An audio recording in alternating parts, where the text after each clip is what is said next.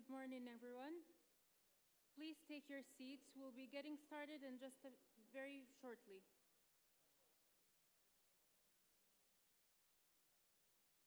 If you need translations or headsets or any assistance, our volunteers are here to help.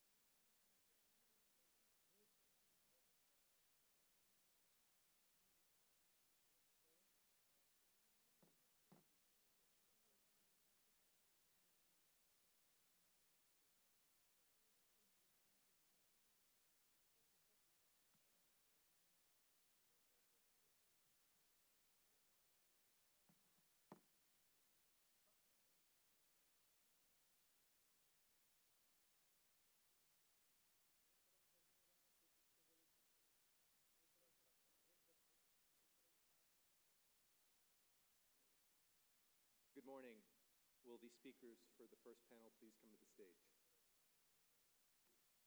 Sami Kasmi.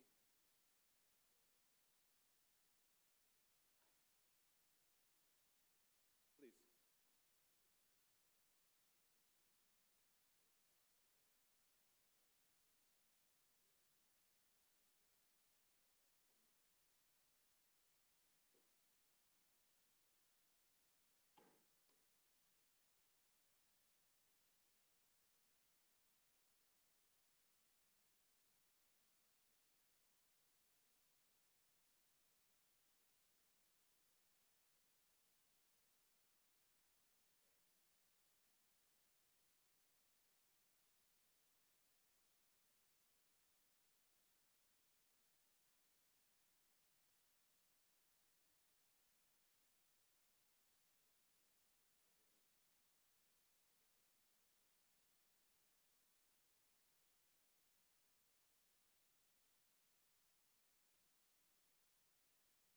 Good morning. Welcome again to the Suleimani Forum.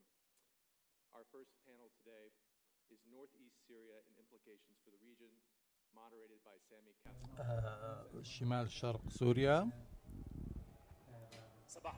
Good morning.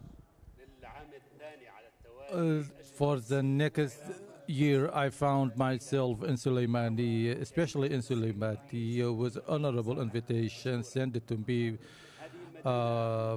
Have sent it from Dr. Barham Saleh. We always learn how the thoughts and idea meeting and the culture of conversation and respecting the disagreement and differentiation. In this panel, we will discuss the change and the development in northeast of Syria and its reflection on the Kurdish case.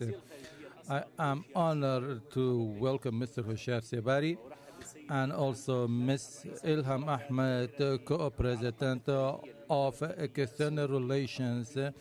Welcome, and welcome American diplomat Peter Galbraith. Welcome, Mr. Galbraith.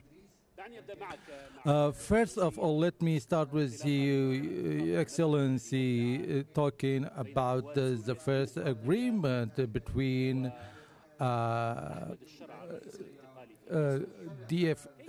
DSF and Ahmad Shara. How do you think it will affect the Kurdish case in northeast Syria? Thank you very much, my brother Syria.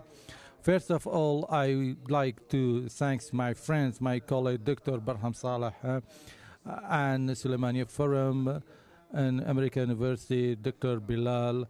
Thank you, everyone, for their invitation for me to be here, which I love it so much. About your question, actually, the agreement that have been signed between Mr. Mazloum Abdi and Ahmed Sharad, and with support of our allies and friends, USA, United States of America, France, and our support. It was an important step forward in order to in order that the Kurdish in Syria have their own role in Syria. So that's why it was just only the beginning. And Syria in December 8th have faced a political earthquake, not only in Syria, but on the whole region and all neighboring countries. All of them will be affected in a way or other by this huge changes that no one thought about it. I remember I was taking a part in an important conference conducted in one of Gulf states. All power was present in that conference. No one of them mentioned or thought that there will be a huge changes. But after a short while, when the ceasefire announced between Gaza and Israel, the operation of resisting the enormity has started, and after that, the huge changes happen in Syria. So that's why we are waiting in front of a very important stage to determine the new future of Syria. How the new Syria will be, an opposite of old Syria after 50 years of the policies of intervention and repression and de-escalation in the region. So that's why we think Syria, with these new steps that we are witnessed by the new authority, and it is not a complete, because it should be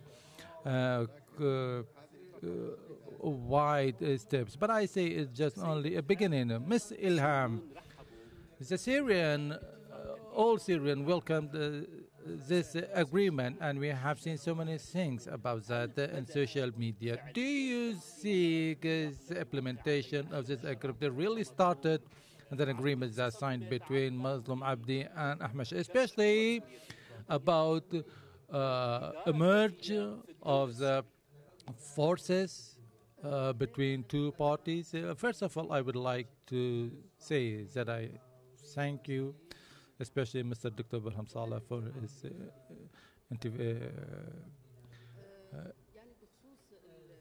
invitation about the agreement. I would like to say, and I can say, this agreement truly in Syrian history, especially for the future of Kurds and other different components in Syria, we can say it was a very important agreement because this agreement faced and failed all accusations were facing the Kurdish people, because we were accused by working to separate from Syria. So this agreement shows that all these accusations are lie and false. So it was a very important historical stage. From now on, and I mean from the first day of signing this agreement, the follow-up is very important. For now, we established different committees to dialogue committees to discuss the details of the agreement, which includes the different parts of the agreement, to find the mechanism to execute the agreement. So we are in this stage. So from now on, let's say at the end of this month, maybe we will have a meeting and other understanding about Sheikh Massoud, the neighborhood, Tashrin Dam, and other different points. So there is understanding. From now on, we hope, and actually we hope to have more deeper understanding about the constitution, about political process, about instructing and building Syria. So we are serious in this process to build Syria again. By mentioning the constitution, let me ask Mr. Peter about holding this agreement. Do you think this agreement between Muslim Abdi and Mr. Ahmed Shara, do you think it will hold, or you have a doubt about, especially that the Kurdish people were afraid after the constitutional because it was the opposite of this agreement were signed between Muslim Abdi and Mr. Ahmed Shara. I didn't quite get the entire question, but I'm في الحقيقة يعني أنا أتابع بعض البرامج التي تقدمها الأسئلة لم أستوعب تماما السؤال الذي سألته ولكن ولذلك أحيانا وأنا أريد أن أبدأ مرة أخرى كأي شخص آخر بتوجيه الشكر لأصدقائي الذين أعرفهم لمدة 34 عاما مستر برهام وهذه هي الجامعة الجميلة الذي قام بتأسيسها مع أشخاص آخرين ومشاركين آخرين والعديد من الأصدقاء. أود أن أعود قليلا إلى الوراء وأصف المرة الأولى التي كنت فيها في روج آفا. It was عام 1991 في 9 آذار وانتقلت من دهوك إلى هناك وهناك التقيت بالسيد جلال الطالباني وعندها كانت الانتفاضة قد بدأت والقوات العراقية كانت قد بدأت بالهجوم على دهوك. ولكن النقطة التي أود أن أذكرها عندما تنتقل إلى روجافا ومن هناك إلى كردستان الفوارق ليست كبيرة بين هاتين المنطقتين. اليوم بإمكانك أن تقوم بإجراء نفس الرحلة وقمت بذلك 3 مرات.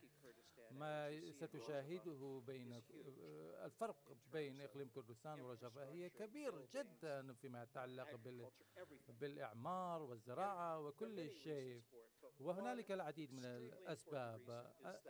السبب الأهم أنه منذ عام 1991 ووصولا إلى عام 2005 كان إقليم كردستان يقوم بإدارة شؤونها بنفسها وفي الحقيقة كان هناك واقع ودولة شبه مستقلة. لذلك الشعب كردستان كانوا في أمن واستقرار ويقومون بتنمية بلدهم والاستثمار في بلدهم. ولكن في روجافا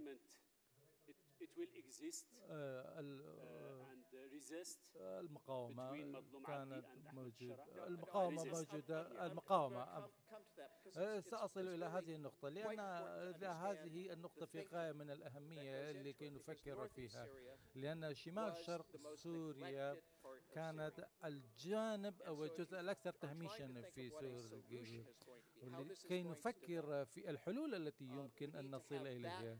عليك أن تفكر في هذا الإطار للعمل في مخيلتك. لذلك أقول بعض هنالك بعض نقاط التشابه الكبيرة بين روجافا وإقليم كردستان في ذلك الوقت أو عندما سقط صدام حسين عندما كان الكرد كانوا يحكمون أنفسهم وكذلك الحال الأكراد يحكمون أنفسهم. ولكن في نفس الوقت هنالك اختلافات كبيرة في النقاشات التي حدثت في شأن الدستور العراقي. الأكراد في كردستان العراق كانوا يريدون أكبر جزء من الصلاحيات هم وأقل الصلاحيات الممكنة للحكومة العراقية لأن الأكراد في العراق كانوا دائما يريدون الحصول على دولة مستقلة. لذلك ترون بأن رئيس العراق هو من كرد العراق ولكنني لم أقابل أي كرد سوري يريد الحصول على دولة مستقلة. هم يعتبرون أنفسهم جزءا من سوريا وهذا تغيير اختلاف كبير. ولكن كيف سيكونون جزءا من سوريا؟ وبمتابعة ذلك وهنالك الكثير من القوى كيف ستقوم بالمصالحة مع سيقوم شمال شرق سوريا بالمصالحة مع الأجزاء الأخرى وهو يمتلك نظاما سياسيا اقتصاديا، وكذلك يمتلكون دستورا بمشاركة الرجل والمرأة إلى جانب بعضهم، مع في المقابل القوى الإسلامية. كل طرف يود أن يفرض نظامه على سوريا، ولكن هذا لن يكون ممكنا. فكل طرف ليس الأكراد الذي يقوم بحماية And even the Sunni Arabs are not the same because you have tribal, you have secular people in Damascus, so it's quite a different history. معالي الوزير، استنادا من التجربة الكردية العراقية، كيف تضع مقاربة أو معالجة للملف الكردي في سوريا؟ بعبارة أخرى، ما النصائح التي تقدمونها لأكراد سوريا؟ شكرا. حقيقة نحن نستطيع أن نساعد إخواننا في أكراد سوريا بالعديد من الطرق، وما مررنا به من عملية مطالبنا ضمن العراق، وأيضا هم في سوريا في القوى السياسية من قسد، بيداء، أناكسا والقوى الكردية الأخرى، وبإيجابية هو توحيد الموقف الكردي. ما عملنا نحن في كردستان العراق رغم اقتتالنا الداخلي، لكن بعد التغيير وحدنا صفوفنا وذهبنا إلى واحد. الرئيس مسعود البارزاني والرئيس الراحل إمام جليق واحد مع جميع القوى الوطنية العراقية في هذا الموضوع. النقطة الأخرى، نحن استراتيجي لهم حقيقة، ووقفنا معهم وسوف نقف. طالبهم معقولة وواقعية وضمن الثقافية واللغوية والاقتصادية، وأيضا في وصفة جاهزة هم يقررون ما هو الأفضل له. إقليم كردستان على روجافا حققناه كان نتيجة لصيرورة تاريخية ونضال إلى الحكم الجمهوري عندما أعلن عبد الكريم إلى نظام العارفين الذي أقروا بالله وصدام حسين وأقروا الحكم الذاتي، قانون الحكم الذاتي. نشاطنا في المعارضة العراقية مع القوى الدولية في التغيير والاتحاد الواحد، وأقر ذلك بالدستور الذي 20% وافقوا على هذا العقد الاجتماعي الذي أصبح. يجب عليهم أن يصبروا كثيرا حتى يحققوا ما يريدون. لا، الأكراد في سوريا تصدت لها أحزاب كثيرة، ثورة له تأثير جدا، ولكن ظهرت قوة جديدة حديثة أيضا، وأيضا أمامهم فرصة حقيقية أن يكون جميل. لأن حقيقة النظام الجديد في سوريا رغم المخاوف والشكوكية هم قوة ديمقراطية مدى الدولي والمجتمع العربي، لذلك يجب أن ينتبهوا حقيقة العمل الإيجابي مع هذا الوضع للوصول إلى صيغة تحفظ. ألهم من كلامك وأسأل سيدة إلهام فيما يتعلق براد ضمن رؤية واحدة ومشروع واحد، هل تريدون تكرار تجربة كردستان العراق أم إقليم كردستان هي تجربة مهمة في تاريخ الكرد وفي تاريخ السياسي. أخذ التجارب مهم إقليم كردستان بأنها تجربة حدثت في تاريخ معين جيوسياسية معينة، وتحدد بأن كردي في الجغرافيا العراقية تختلف، يعني ظروف تختلف، حتى التركيبة الاجتماعية تختلف نوعا ما بعين الاعتبار، والنظر إلى التجارب ليس فقط في العراق وإنما التي أدت إلى حل في قضايا الشعوب. بالتالي سوريا عندما ننظر إلى واقع سوريا حاليا يعني تنوع مهم جدا في رسم النظام أو وتقرير مصير الكرد في سوريا، أيضا يضمن حقوق الكرد بالكامل، يعني بشكل كامل. يعني نتعرج على موضوع الأنظمة في تواريخ محددة في ظروف سياسية معينة، لكن بنية المجتمعات نعم. بالتالي أدى إلى ظهور حروب. لذلك حاليا نحن ننظر بأن الأنظمة شديدة المركزية لا تحل لذلك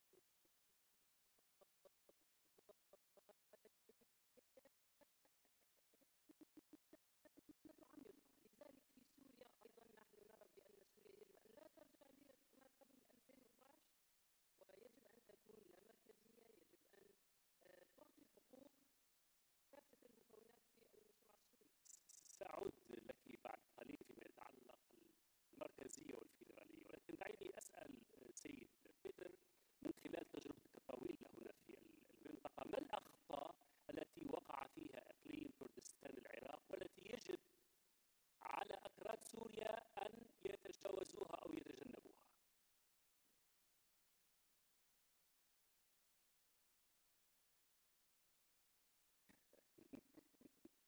Certainly, there's a long list of mistakes that should not be repeated. And whenever I'm here talking أتحدث مع زملائي يعني من الأهمية بمكان التفكير والاهتمام بهذه النقاط. النقطة الأهم هو الاتحاد أو التوحيد، خاصة والنجاحات التي تم تحقيقها هنا في كردستان كان من خلال التوحيد والاتحاد بين الأطراف السياسية المختلفة، وخاصة في المرحلة الحاسمة من تاريخ العراق بعد 2003 و4 و5 وبقائهم متحدين السيد برهم وأشخاص آخرين كانوا من اللاعبين الفاعلين على الساحة السياسية الذين كانوا موجودين واستطاعوا الحصول على ما يريدون كأطراف كردية، وهذا الأمر كان ناجحا بين الاتحاد الوطني الكردستاني والحزب الديمقراطي الكردستاني، واستطاعوا الحفاظ على هذه الوحدة الموجودة فيما بينهم. وفيما يتعلق بسوريا هنالك قدرة وإمكانية لتحقيق الوحدة بين المجلس الوطني وقوات PYD، وهذه هي القضية الرئيسية. هذه هي إحدى النقاط المهمة. القضية الثانية التي سأركز عليها هو كيفية كتابة الدستور. أحمد الشرع يود أن يقوم بكتابة الدستور من خلال الأشخاص الذين يدعمونه ويصوتون له، وهذا أمر في غاية من المهم. ولكن في العراق الدستور تم كتابته من قبل القوى السياسية التي تم انتخابهم من قبل الشعب العراقي، وهذه طريقة ديمقراطية للقيام بالعملية، وهذه هي الطريقة الوحيدة لتمثيل الموزايك الموجود في سوريا: الكرد، الدروز، العلويين، المسيحيين، العلمانيين، وكذلك المتدينين. لذلك سيكون من الأهمية بمكان التركيز على هذه النقطة. النقطة الأخيرة التي أود ذكرها، وأعتقد أن الجميع يعلمون بأن الكرد هم يركزون على كتابة الدستور وهم أكثر استعدادا لهذا الأمر، وهذا هو يشكل هذا الأمر جزءا من نجاحهم، وعليهم أن يعرفوا ما يريدونه. لذا لم تعرف ماذا تريد فلا تحقق شيئا. لذلك هذا درس آخر يجب أن يتم الاستفادة منه لكي تعرف ماذا تريد تماما بالضبط، وبعد ذلك تقوم بالجدال. فما تريده في سوريا هو أمر بسيط للمناقشة والمحادثة من القضية هنا في سوريا هي الكرد كانوا دائما يريدون دولة مستقلة، والناس يتوقفون من أن يؤدي الفيدرالية إلى انفصال، ولكن الفيدرالية في سوريا هي بمثابة وسيلة لتوحيد سوريا. الجماعات الكردية في سوريا اتفقت مؤخرا. Syria recently agreed to have inclusive political view for guaranteeing a political system in Syria, a federal and democratic Syria. Do you think that it's in favor of Syria recently? Thank you very much. There is a wrong understanding for the concept of federalism or the federal country or federal state. The federal is a federal state, but you have only one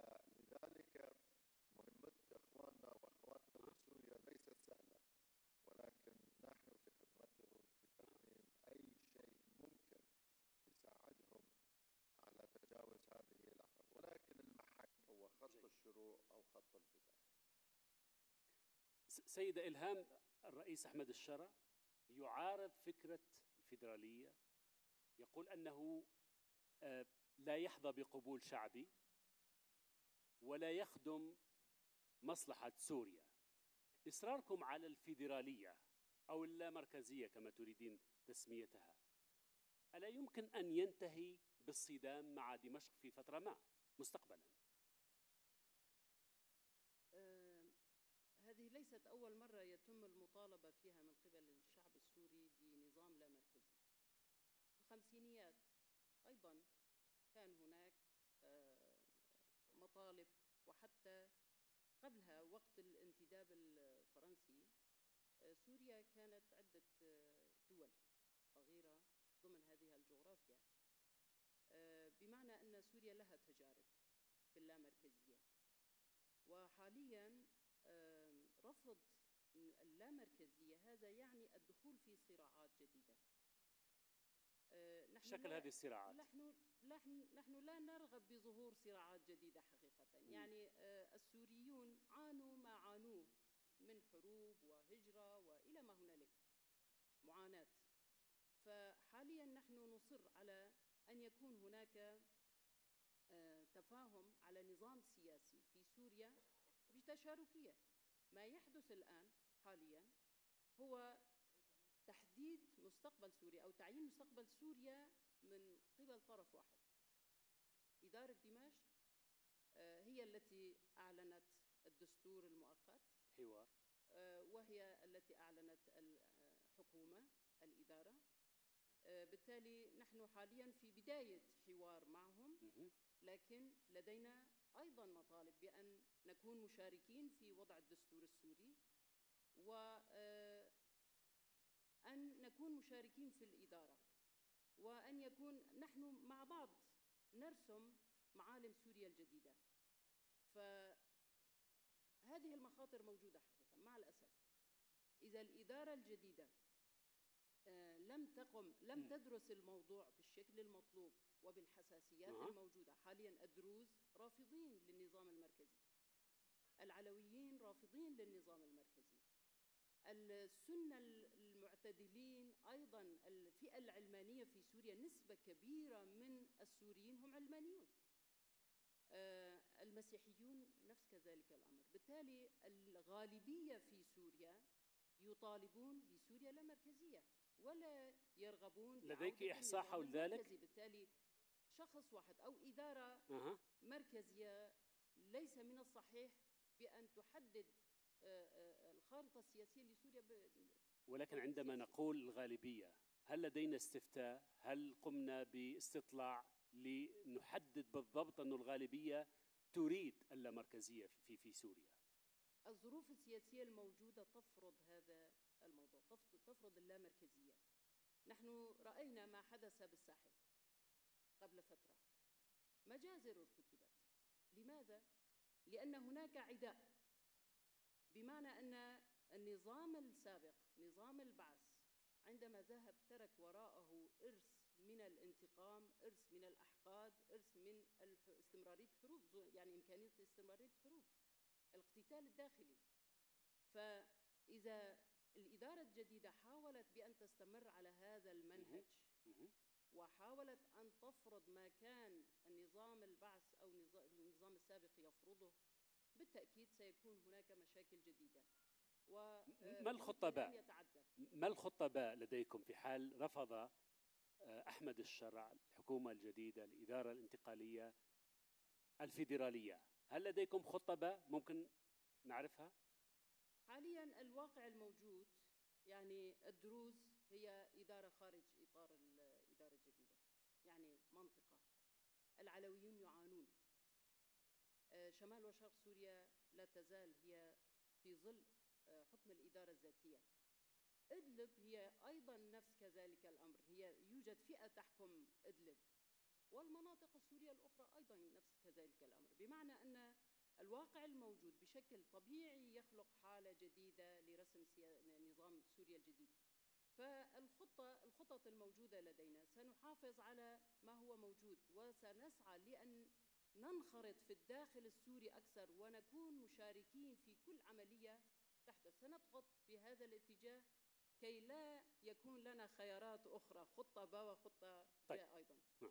سيد بيتر، يعني إسرائيل تطالب بتحويل سوريا إلى دولة فيدرالية تضم حكم ذاتي، والسؤال الذي يطرحه كثيرون في المنطقة أنه أليس مطالب الأكراد عليها علامات استفهام، بمعنى أنها ممكن تخدم مشاريع خارجية ولا تخدم سوريا بالأساس؟ ما رأيك في هذا الطرح الذي يطرحه البعض؟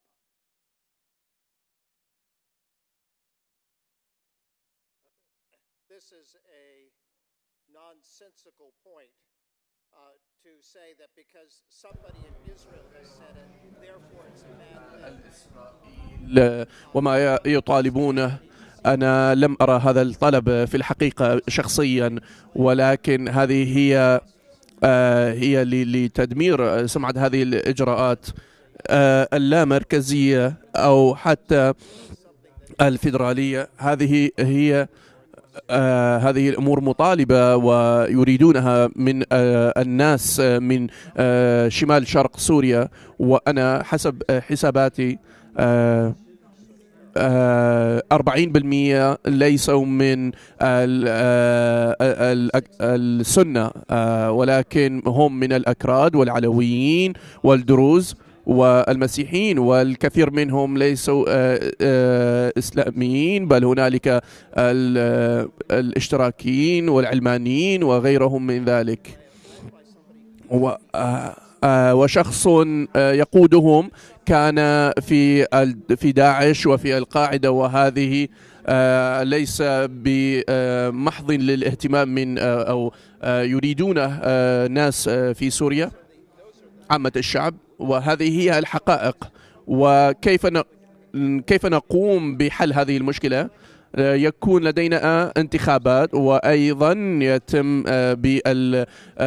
بالنيابية وأيضا الأصوات الأغلبية، ونصل إلى حل لهذا. Mr. Zibari, in this region of Turkey, تعتبر أن ما يطالب به أكراد سوريا هي مشاريع انفصالية، في ظاهرها نظام فيدرالي طموح وواعد، لكن في جوهرها نزعة انفصالية. ما تعليقك على ذلك؟ هذا التصور موجود عند دول المنطقة. هذه إمبراطوريات عريقة، إمبراطورية الفارسية العثمانية، ولديهم تاريخ طويل وعريض مع شعوب المنطقة. ولكن كما قال أحد المتحدثين يوم أمس، حقيقة مصير ومستقبل وقدر هذه الأمم أن تتعاون على الاستقرار وعلى التنمية والازدهار. الأمة التركية، العربية، الفارسية، الكردية، اللي هم أمم حقيقية فيها. نحن تجربتنا، نعم، عندما عقدنا أول انتخابات في عام 1992 كانت صدمة بالنسبة لدول المنطقة، أنه كيف الأكراد في هذا الإقليم المحمي دوليا سوف يصوتون على مستقبلهم. فلذلك حصل تحالف ثلاثي أو رباعي، سوري، تركي، إيراني وعراقي، لخنق هذه التجربة، باعتبار هذا تهديد لأمنهم القومي ولمصالحهم. وخلال تجربتنا وبناء مؤسساتنا، ولعلمك أقول وأمام هذا الجمهور الطيب، ما حققناه كما قال بيتر صديقي من سنة 91 إلى الآن، هذه أطول فترة لحكم كردي لنفسه في تاريخ الكرد. أطول فترة زمنية. طبعا بعد ذلك تنازعنا وتقاتلنا فيما بيننا، تركوا هذا الموضوع، قالوا هم يصفوا بيناتهم. لكن رجعنا وبمساعدة من أصدقائنا الأمريكان وقعنا على اتفاقية واشنطن، وهناك لأول مرة أخي برهم يتذكر دخلنا مسألة الفيدرالية في هذه الاتفاقية. ولكن بالتجربة العملية أثبتنا لجوارينا وأصدقائنا الأتراك والإيرانيين وسوريا في وقتها، نحن سوف لن نكون عامل تهديد لأمنهم، سوف لن نتدخل في شؤونهم، سوف نحمي مصالحهم. ومن خلال التجربة حاليا هناك اطمئنان حقيقة. علاقاتنا مع تركيا متطورة متنامية، مع إيران أيضا هناك مصالح مشتركة جديدة. مع العراق اتفقنا على عقد اجتماعي اللي هو النظام الفيدرالي، واللي يشاكسونا لحد الآن يوم بيوم على كل صغيرة وكبيرة. لكن حقيقة هذا مو تهديد لهم، وطالما أنه ضمن الوطن الواحد أي تركيبة ممكن يختارها الشعب ويقرر مصيره، أعتقد هذا حق طبيعي من حق كل الشعوب. دعني أسألك سؤال ثاني ربما تعقيبا على ما قلته. يعني الآن تحققت الفيدرالية في اليكراد العراق، والآن مطالبات سوريا لفيدرالية أخرى. هل هذا يصب في مصلحة الأكراد كل في دولة واحدة، أم يخدم في النهاية مشروع كردستان الكبرى؟ هو مشروع كردستان الكبرى حلم في قلب كل كردي يقولها أمام الجميع، وأنا مسؤول عن ذلك، لا نخجل من ذلك. ولكن عمليا وواقعيا موضوع آخر. ومررنا بتجربة الاستفتاء ورجعنا إلى الخيمة العراقية وإلى الدستور مرة أخرى. هناك نهوض للحركة الكردية في منطقة الشرق الأوسط. إذا تشوف ما حققناه نحن في العراق، في سوريا، في روجافا، هناك تقدم كبير. في تركيا هناك عملية سلمية سياسية جديدة بعد تصريح الرئيس أوجلان للبككة بنزع السلاح وحل حزب العمال. هاي كلها حقيقة جذبت من الأقليم مركز ثقل وجذب لهذه التطورات الإيجابية. طبيعي نحن مع حل النزاعات مع هذه الدول بالطرق السلمية والديمقراطية والدستورية، ولسنا مؤيدين للنزاعات وللحروب، لأن لم يتضرر أحد أكثر من الشعب الكردي من هذه الحروب والنزاعات. سيدة إلهام، هناك معلومات تقول إن الانسحاب الأمريكي من شمال شرق سوريا سيكون خلال شهرين. إذا تحقق ذلك، ما خططكم لملء هذا الفراغ الأمريكي في المنطقة؟ يعني بين الفترة والفترة تنتشر هكذا معلومات، وحسب تقارير يقال بأنه سيكون هناك انسحاب. منذ سنين ونحن والولايات المتحدة الأمريكية في إطار التحالف الدولي حاربنا داعش وموجودين، وهم حاليا القوات الموجودة هي بأعداد قليلة جدا، يعني بشكل رمزي هن موجودين. فبموضوع الانسحاب دائما نحن يعني بهذا المجال اعتمدنا على قواتنا الذاتية في موضوع الدفاع، في موضوع السياسة. من الآن فصاعدا أيضا سيكون هذا سيكون خيارنا، لكن بناء تحالفات أيضا مهم جدا بالنسبة لنا. ممكن أن يكون هناك تحالفات جديدة، ممكن أن يكون هناك اتفاقات، ونحن نسعى إلى حقيقة إنهاء كل القضايا التي موجودة حاليا مع بعض دول الجوار كتركيا. ودائما الدولة التركية كانت هي التهديد الأساسي علينا. فحاليا نحن ممكن أن أقول نحن معهم في مرحلة حوار، ولو إن كانت بشكل غير مباشر أو أحيانا مباشر، فهذا مهم. وفض هذا النزاع والوصول إلى تفاهمات هو خيار مهم بالنسبة لنا، إضافة إلى الوصول إلى نتائج وتفاهمات مع الإدارة الجديدة أيضا هو خيار، وممكن أن يكون هناك خيارات أخرى. في هذه الخيارات الأخرى، يعني إسرائيل قالت أن الانسحاب الأمريكي من شمال شرق سوريا سيضطرها للقيام بحراك ملائم، ونضع سطر على هذا الحراك الملائم. هل نتوقع في سياق ما ذكرتيه من تحالفات قد تنشئونها؟ هل نتوقع تحالف كردي إسرائيلي؟ يعني نأمل بأن لا تتحول سوريا إلى ساحة صراعات جديدة حقيقة. ما نأمله بأن يعني يتحقق الاستقرار مع بناء نظام سياسي جديد في سوريا. هذا ما نأمله وهذا ما نسعى إليه بشكل دائم. بناء التحالفات مهم مع دول الجوار التي حقيقة هي في صراع فيما بين بعضها البعض كي ننقذ سوريا أو نخرج سوريا من أن تتحول إلى ساحة صراع جديدة. فبالتالي العلاقات مع دول الجوار مهمة، وضمن هذا الإطار نسعى لأن يكون هناك سلام مع كل دول الجوار. مع كل دول الجوار بما فيها إسرائيل. بالتأكيد. بما فيها إسرائيل. نسعى إلى السلام.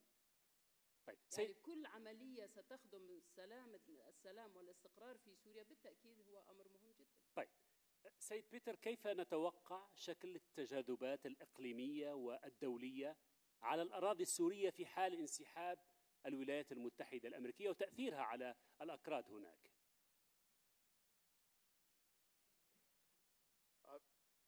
I don't know if the United States will withdraw. We have an administration that هذه الأمور وهذه لا نتوقع أي شيء من هذه الإدارة، والرئيس دونالد ترامب يريد هل لا أعرف إذا يريد أن يعطي سوريا لنظام كان لهم تدخل أو كان لهم دور في داعش أو القاعدة، ولكن هنالك موضوع آخر وهي أن هذا الأمر هذا موضوع هنالك الكثير من الرجال والنساء لديهم أسلحة ومسلحين أكثر من الHTS ولدينا الكثير من الميليشيا السورية في هذا الوقت، وهذا هو موقف قوي، وخاصة بخصوص تركيا. وأنا في سنة 1988 كنت جزء منها، وكان السيد جلال طلباني، وأيضا كان هنالك لقاء بينهم وبين شخص من، وأيضا في ذلك الوقت رئيس الجيش التركي كان غاضبا في ذلك اليوم. كان هنالك بعض الميليشيات الكردية، وهنالك كان منع للقاء مع الأكراد الذي استمر إلى سنة 1999. أين موقف تركيا الآن؟ هم حاليا لديهم الكثير من التعاونات والتحالفات مع الأكراد، وهنالك الكثير من الأكراد في تركيا يملكون الفنادق ويملكون أملاكا هناك، وهنالك علاقة جيدة جدا فيما بين البلدين. وأعتقد أن كان لديهم أيضا خطوط نفط الآن بين كردستان وتركيا دون موافقة الحكومة الفيدرالية في بغداد. ونحن عندما نتكلم عن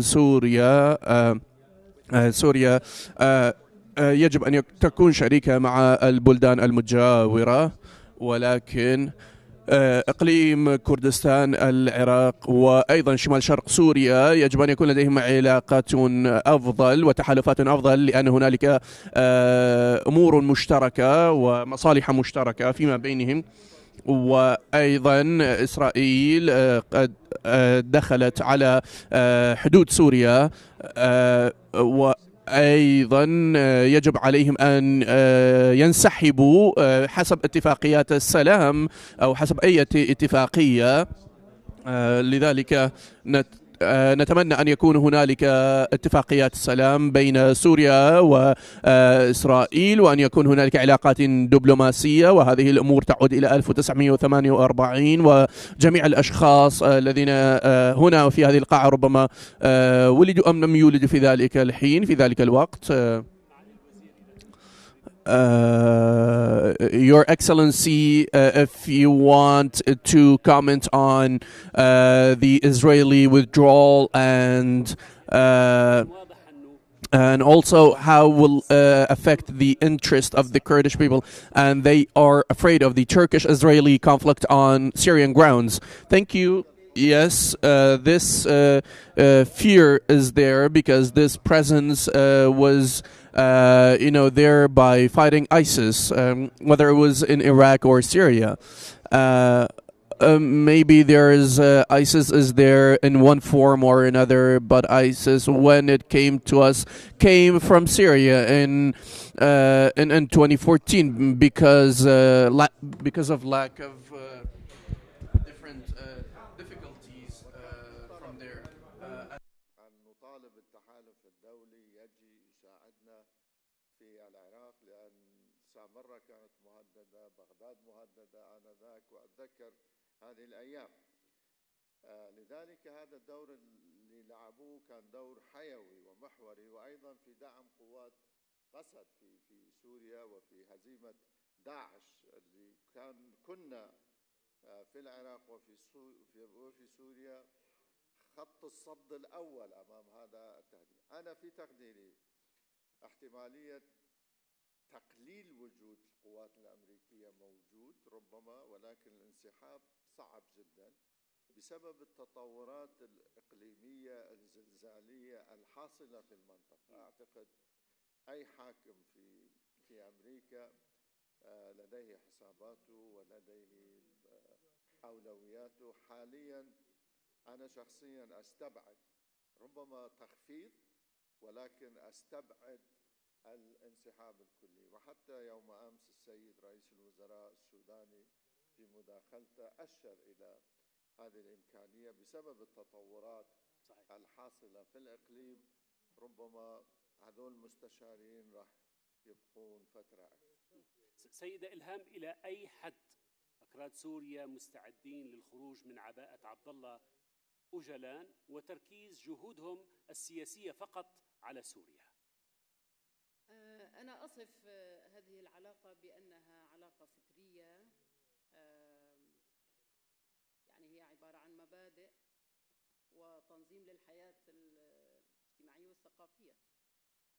بالتالي موضوع حل القضية داخل الإطار السوري هو هدفنا منذ البداية، وكان هذا هو الإطار الأساسي.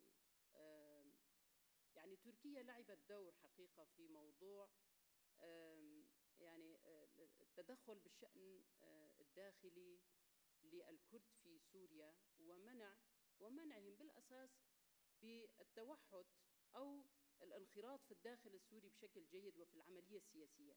يعني تركيا منذ البداية هي تدخلت في هذا الوضع ومنعت أن يكون هناك اتفاقات استراتيجية مهمة بيننا كسوريين كرد وعرب وآخرين. هذا أعطى صورة وكأن الكرد دائما يسعون لأن يتجهوا نحو الانفصال، علما أن مشروعنا واضح، مشروعنا سوري، سوريا لا مركزية، سوريا تعددية، سوريا تحمي الثقافات الموجودة في المجتمع السوري. بالتالي نحن الآن أيضا سابقا والآن أيضا هدفنا الأساسي هو حل القضايا مع دمشق والانخراط في العملية السياسية السورية وضمان حقوق الشعب الكردي في الدستور السوري والقوميات الأخرى أيضا في إطار سوريا دولة لا مركزية. سيد بيتر، ما الآفاق التي ينتظرها أكراد سوريا وما مستقبل القضية الكردية في المنطقة؟ باختصار لو سمحت. Well, first, it's for the Kurdish people of Syria to determine what it is. ماذا يريدون؟ ما هي الأمور التي يحتاجوها؟ وأنا كشخص خارجي لا يمكنني أن أعلق على ذلك، ولكن إذا نتكلم عن الطبيعي بالنسبة للفيدرالية والمركزية، يجب أن يكونوا بالقيام بالحفاظ على الدستور الحالي والعدالة الاجتماعية وحفظ الحقوق وأيضا أن يقوموا بتقوية الجيش والشرطة، وأن يكون لديهم اقتصاد جيد. هذه الأمور الطبيعية في النظام الفيدرالي، وليس فقط في سوريا، بل هذا هو الموجود في الولايات المتحدة الأمريكية. هنالك كل ولاية في أمريكا لديهم بعض الرموز الخاصة بالاقتصادية والاجتماعية وغيرها. لذلك هذه الأنظمة المختلفة للضرائب على سبيل المثال، وهذا هو ما نقصد به.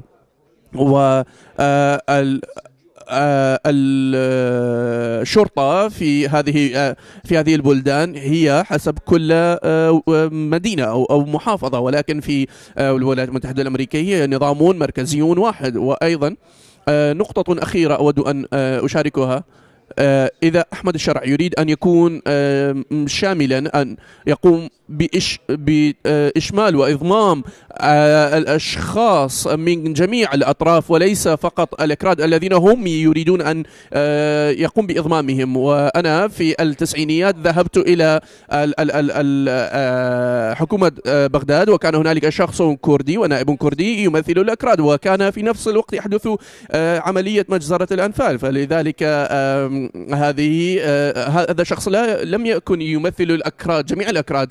هذا هو نقصد به بالشمولية. لذلك الكابينة السياسية يجب أن تضم جميع الأطراف والقوميات، و ليس فقط كردا تم اختياره من رئيس الوزراء، ونعم حتى هوشير زباري الذي تم اختياره من اقليم كردستان. وانت تقوم باشخاصك الذين انت تقوم باختيارهم ليقوموا باداره البلد. اعتقد هذا هو الطريقه المثلى لايجاد الحلول مع دمشق. Thank you, Peter. Thank you, Ms. Ilham, and also Mr. Hushar Zubari. Thank you very much, everyone else, the guests for listening.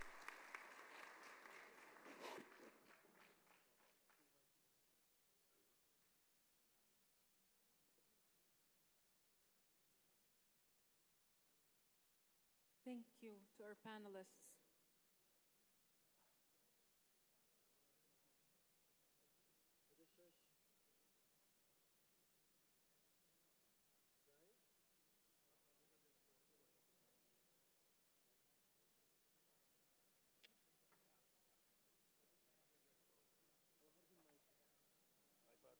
Ladies and gentlemen, please remain in your seats. Our next panel is beginning shortly.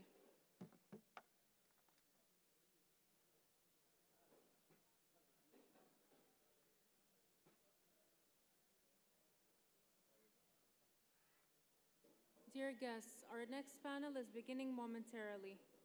الجلسة التالية سوف تبدأ بعد قليل. الرجاء البقاء في مقاعدكم.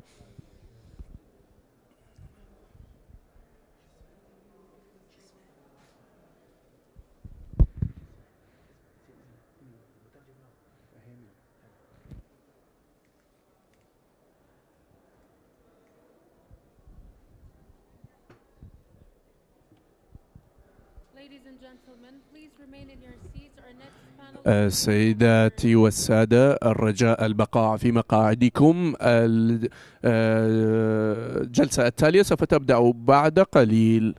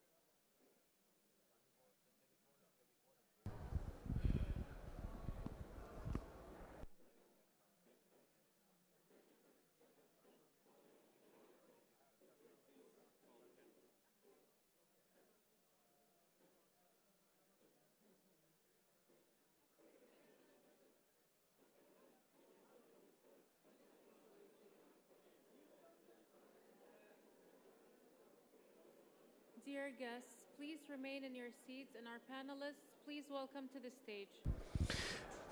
السيدات والسادة، الرجاء الجلوس في مقاعدكم وأن نرحب بأعضاء الجلسة أن يأتوا إلى المنصة.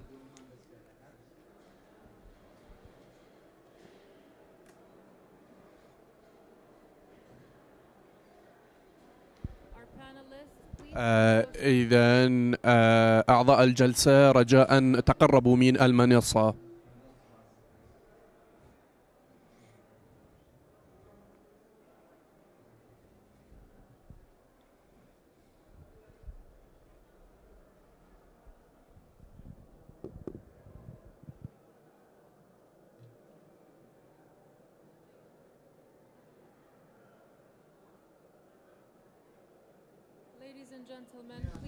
السيدات والسادة، الرجاء الجلوس في مقاعدكم، سنبدأ بعد قليل.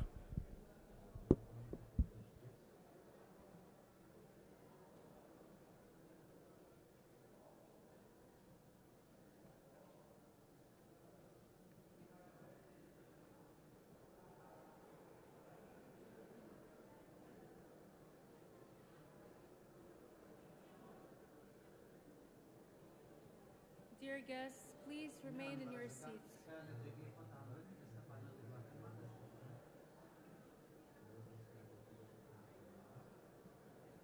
Our next panel is beginning momentarily.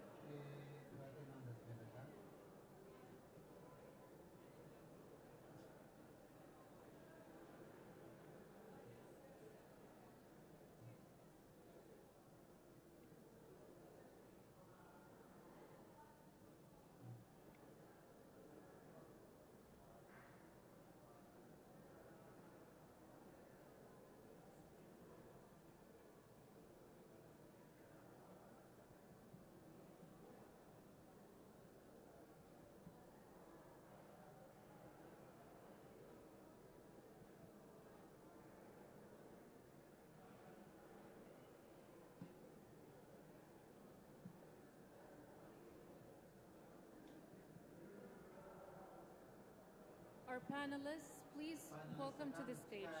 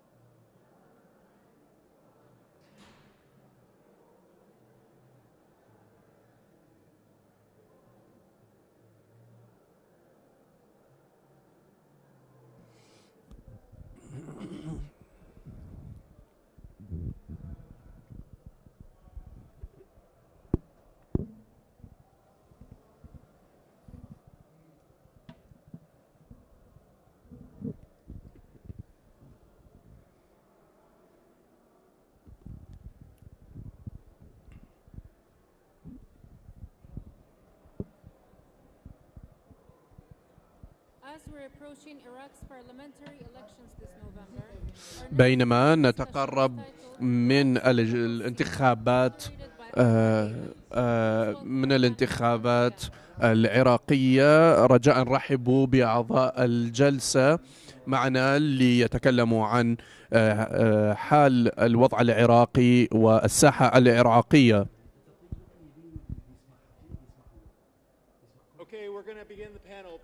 سوف نبدأ بهذا الجلسة. رجاء اجلسوا في مقاعدكم في أماكنكم، رجاء قوموا بالجلوس في مقاعدكم الآن حتى يكون بإمكاننا أن نأخذ بعين الاعتبار الوقت. رجاء اجلسوا في مقاعدكم الآن. حسنا، إذن الجلسة الحالية سوف تكون عن وضع الساحة العراقية آخذين بعين الاعتبار الانتخابات العراقية القادمة. رجاء نقوم بالتعريف بأعضاء الجلسة.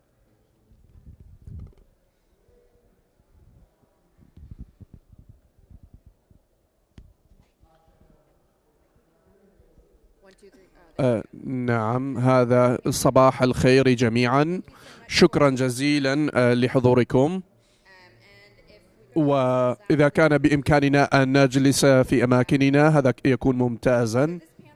هذا الجلسة سوف تركز على المشهد العراقي، لأن هذا هنالك الكثير من الطبقات والتحديات فيما ضمنها، وما نحاول أن نفعله هي التطور الذي يحدث في الساحة العراقية والمشهد العراقي، وهذه التحديات ربما تشكل عوائقا. وهذا التحديات بالنسبة للعراق هي كيف يكون بإمكانهم الأطراف الداخلية يؤثرون على الساحة السياسية، وهذا هو موضوع هذا النقاش. أود أن نتكلم عنه. كيف يكون بإمكان الجيل الشباب والجيل الجديد أن يكون لهم دورا مؤثرا في الانتخابات العراقية، وهل أن أصواتهم يسمع لهم؟ وبالنسبة لتغيير، أنا أروى دائما للأشخاص الذين لا يعرفونني، وأيضا أنا أقوم بتغطية العراق من 2003 وقضيت الكثير من الوقت هنا، وحاليا أنا أيضا إنارة. أنا قمت بتأسيس مؤسسة إنارة الدولي. الدكتور ليث كوبا وشخص لديه الخبرة الكثيرة الذي أنا ذهبت إليه للحصول على أفكار السياسية، وأيضا السيدة زهراء من حركة الحكمة، وشيخ جمال من مشروع العراق العام، وأيضا هنالك الكثير من والسيد علي حما صالح الذي هو الرئيس الحركة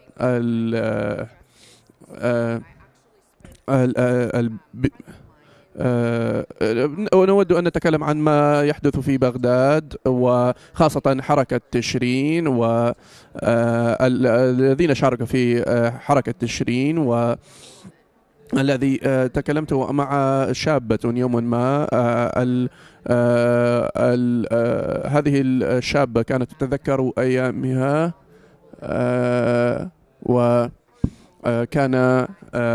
كان جزءا من هذه الحركة، وربما هنالك بعض الاختلافات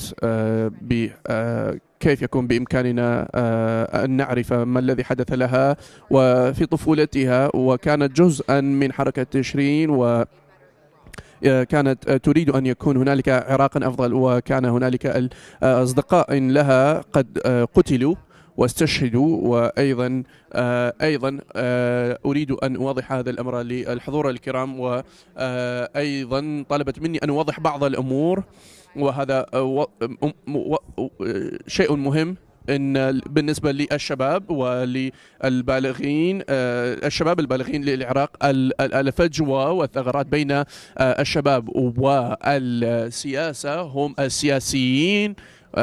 وأيضا طلبت مني أن لا أستخدم اسمها، وأنا قلقة إذا استخدمت اسمي بارتباطي ببعض الآراء السياسية ربما أنا أكون في مشكلة، وهنالك بعض القوانين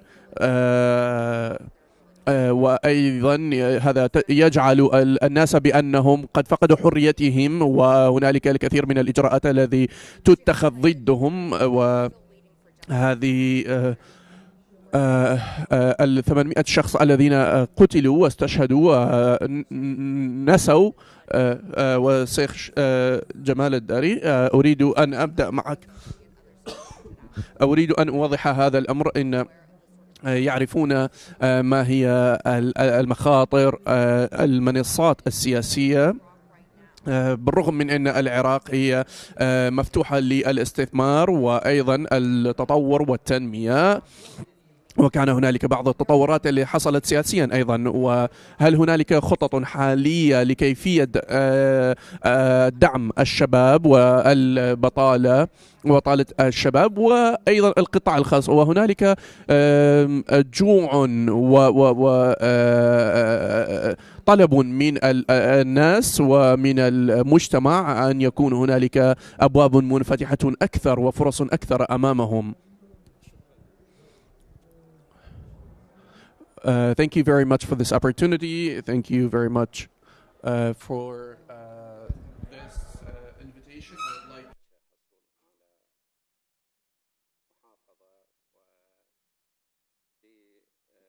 فريق هوك الذي حصل أيضا على نادي بطولة الأندية الخليجية، وكل بارك لهم. الحقيقة أنا أعبر عن رؤية وطنية. هذه الرؤية من وجهة نظري أعتقد أنها مفقودة في النظام السياسي الحالي. بعد 2003 قسم الوطن إلى أقسام طائفية وقومية. قطعا سمعنا من معالي الوزير الأخ وشيار الكرد كان عندهم وضع خاص من قبل 2003. بعد 2003 استقروا بشكل أكثر، لكن المشكلة الحقيقية كانت ما يتعرض له العرب في العراق، حيث تم تقسيمهم بشكل طائفي إلى سنة وشيعة، ولم يكن هذا التقسيم بشكل متوازن، بل أعطيت الغلبة لطائفة على حساب طائفة. فالذي أريد أن أصل أن النظام السياسي الذي يفترض فيه أن يكون ديمقراطيا بني على أنقاض. لم يكن هناك عملية تنظيف وإصلاح حقيقي لوضع المجتمع العراقي وتأسيس حقيقي لمقومات دولة، ثم يتحول بعد ذلك الوضع السياسي إلى وضع ديمقراطي. حصلت عدة حالات، فلذلك كل هذا ألقى بظلاله على المجتمع العراقي ومنه شريحة الشباب، حتى وصلنا إلى تشرين في عام 2019. وهذا سؤالك. كانت اللافتة الرئيسية لهم أنهم يبحثون عن وطن. هذا النظام السياسي الذي تشكل منذ 2003 لم يجدوا فيه وطنا. كان الشباب يتخرجون من الجامعات، همهم الرئيسي هو الحصول على وظيفة، همهم الرئيسي أن يكون لهم حلم، أن يكون لهم بيت، أن يكون لهم استقرار، أن يبنوا حياة. لم يكن هذا الأمر متوفر وموجود. فإذا كانت هناك لافتة رئيسية أعلنت عنها تشرين أنه لا وجود لهذا الحلم الذي هو الوطن. وحملوا بعد ذلك أيضا بعد تشرين حملوا مسؤولية هي غير مسؤوليتهم. زج ببعضهم في عملية سياسية انتخابية ليكونوا جزء من برلمان في واقعه الحالي هو أشبه بنادي لرجال أعمال منه إلى برلمان ينتخب فيه من يمثل الشعب العراقي. وشكل النظام السياسي الحالي وصلنا إلى أن البرلمان تأتيه القرارات جاهزة من إدارة الدولة التي تصاغ ابتداء في الإطار التنسيقي الذي هو بتشكيله من الأخوة الشيعة، يجتمعون يقررون في الإطار التنسيقي، ثم يرحل إلى إدارة الدولة، ثم يخرج للشعب العراقي على شكل قرارات من البرلمان. فلذلك في ظل وجود هذه التعقيدات التي يعيشها غالبية الشعب العراقي من العرب كيف يمكن أن يكون للشباب فرصة في تحقيق أهدافهم، كيف يكون لهم فرصة في أن يزاحموا غيرهم وأن يعبروا عن ما يعتقدون أنه الصواب، وخصوصا في وجود هذا الانفتاح الكبير في مواقع التواصل الاجتماعي. هم يتابعون ويرون كيف أن العالم يدار، يعرفون أن دول الخليج التي هم جزء من المنظومة العربية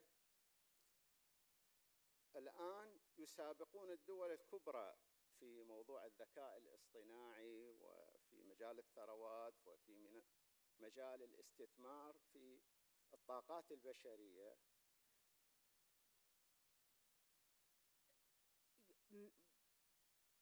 Maybe we'll get back to the question in a moment, because it was, or maybe you could just answer specifically yes or no. Do you have a roadmap to address all these problems?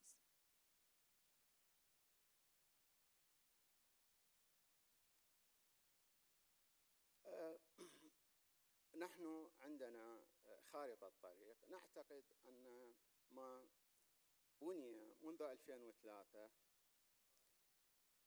هناك فرصة لإصلاحه، شرط أن تكون هذه الفرصة عراقية 100%. العراقيون الآن يحتاجون إلى حوار وطني أكثر منه في أي وقت مضى. هذا الحوار الوطني سيتيح للعراقيين أولاً رسم شكل النظام السياسي الذي يحتاجونه، ثم يعطي فرصة أن نسمع ليس فقط للطبقة السياسية التي يتم تدويرها منذ عام 2003، لا، هناك نقابات كثيرة ممكن أن تشترك، هناك اتحادات، هناك منظمات مجتمع مدني فاعلة.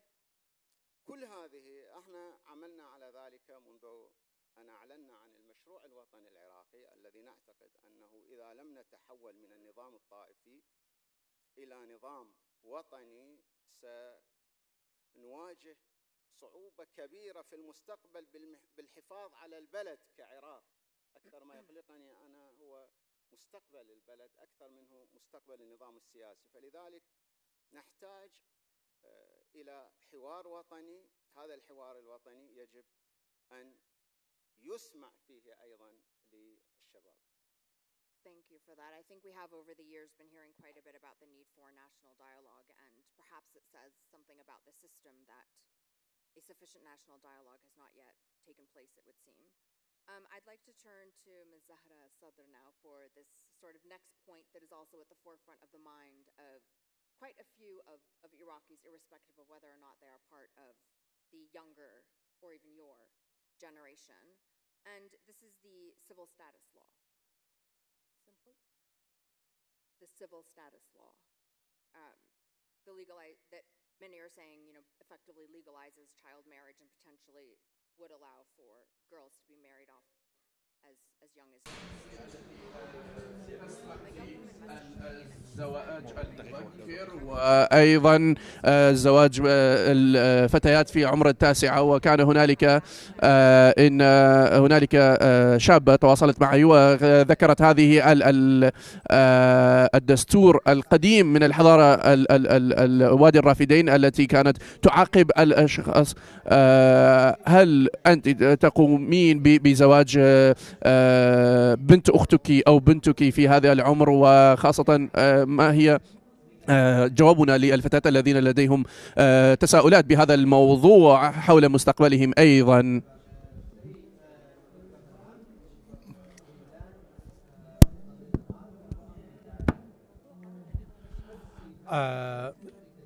This issue we have repeated so many times is that this issue actually related to Shia sectarian. Because the Shia sector have their own concept about early marriage. Personally, I got married in early age. The same thing. The same things happened with my sister. We are not take this matter as a propaganda to hit the basic idea. No one forces anyone to marriage an early age, especially with the religious family. It's normal to have something like this because it's a kind of culture. We are dealing our girl and daughter.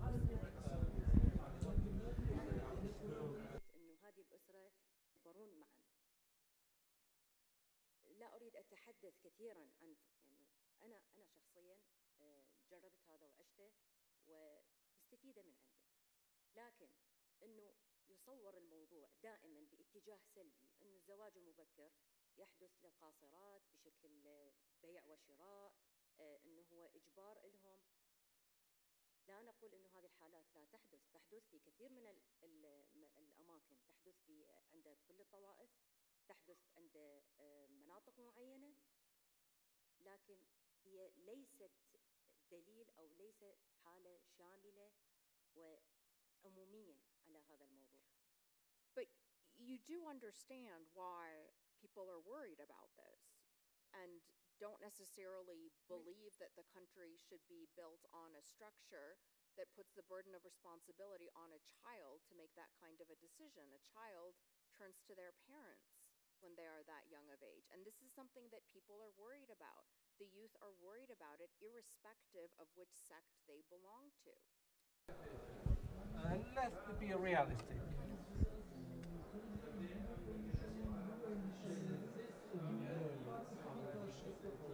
أتباع المذهب الجعفري يستفيدون من عنده ويكون التعامل مع القانون بناء على الشريعة مالتهم. هاي واحدة. قلق الجهات الأخرى والشرائع الأخرى غير مبرر لأنه هو ما ينطبق عليهم، ينطبق على أصحاب المذهب الجعفري. ثانيا أنا شخصيا لما إحنا نسوي الزواج القانوني بالمحكمة، الوجود القاضي بوجود الأب ولي الأمر، هو صحيح ولي أمره لكن يسأل البنت هل أنت موافقة على الزواج أو لا. نجي هنا لا أنت تقولين إنه قلق مثلا إنه هم يزوجون بطريقة غير شرعية، الزواج بطريقة غير شرعية يحدث حتى عند الكبار وبظروف مختلفة. القلق للتركيز على نقاط معينة لتشويه الصورة لا أكثر ولا أقل، ولا كواقع حال من بالتطبيق وبالقانون هو المستفيد أصحاب أتباع المذهب الجعفري وضمن قوانين موافقة البنت، شروط أكو بالتطبيق. صارت إنه إثارات إنه مواضيع معينة اللي هي صحيح موجودة بالمذهب الجعفري لكن لا تطبق الآن. حتى إحنا في زمن سألتي إنه هل حتزوجين بنتك أو حفيدتك صغيرة؟ ممكن إيه ممكن لا. إذا شفت بنتي هي مؤهلة أو هي تريد تتزوج أو موافقة على الزواج why not. بس إذا هي تقول لا أنا أريد أكمل دراستي، وهذا دا يصير ويا بناتنا. أنا بنتي عمرها 18 سنة هي مختارة إنه تتزوج، يعني إنه ها موضوع الزواج إنه تكمل دراستها. بنت أختي تزوجت عمرها 17 سنة ما عندها مشكلة إنه هي تتزوج وتكمل دراستها. إذن الموضوع مو بالصورة المشوهة اللي دا تصير ولا بالطريقة اللي دا تطرح بطريقة محاولة لضرب القانون أكثر مما هي تفهم له. I think there's a bit of a difference between the, 17 and 18 years old versus, and this is where the big sort of red flag goes up for a lot of people, girls that are as young as 9 or 10, but also 9 أو 10 هي صحيح إنه من بالأحاديث يعني ممكن إنه هسه أحيانا عائلة عراقية بهذا الزمن تزوج ابنتها عمرها 8 أو 9، وهو قلت استخدام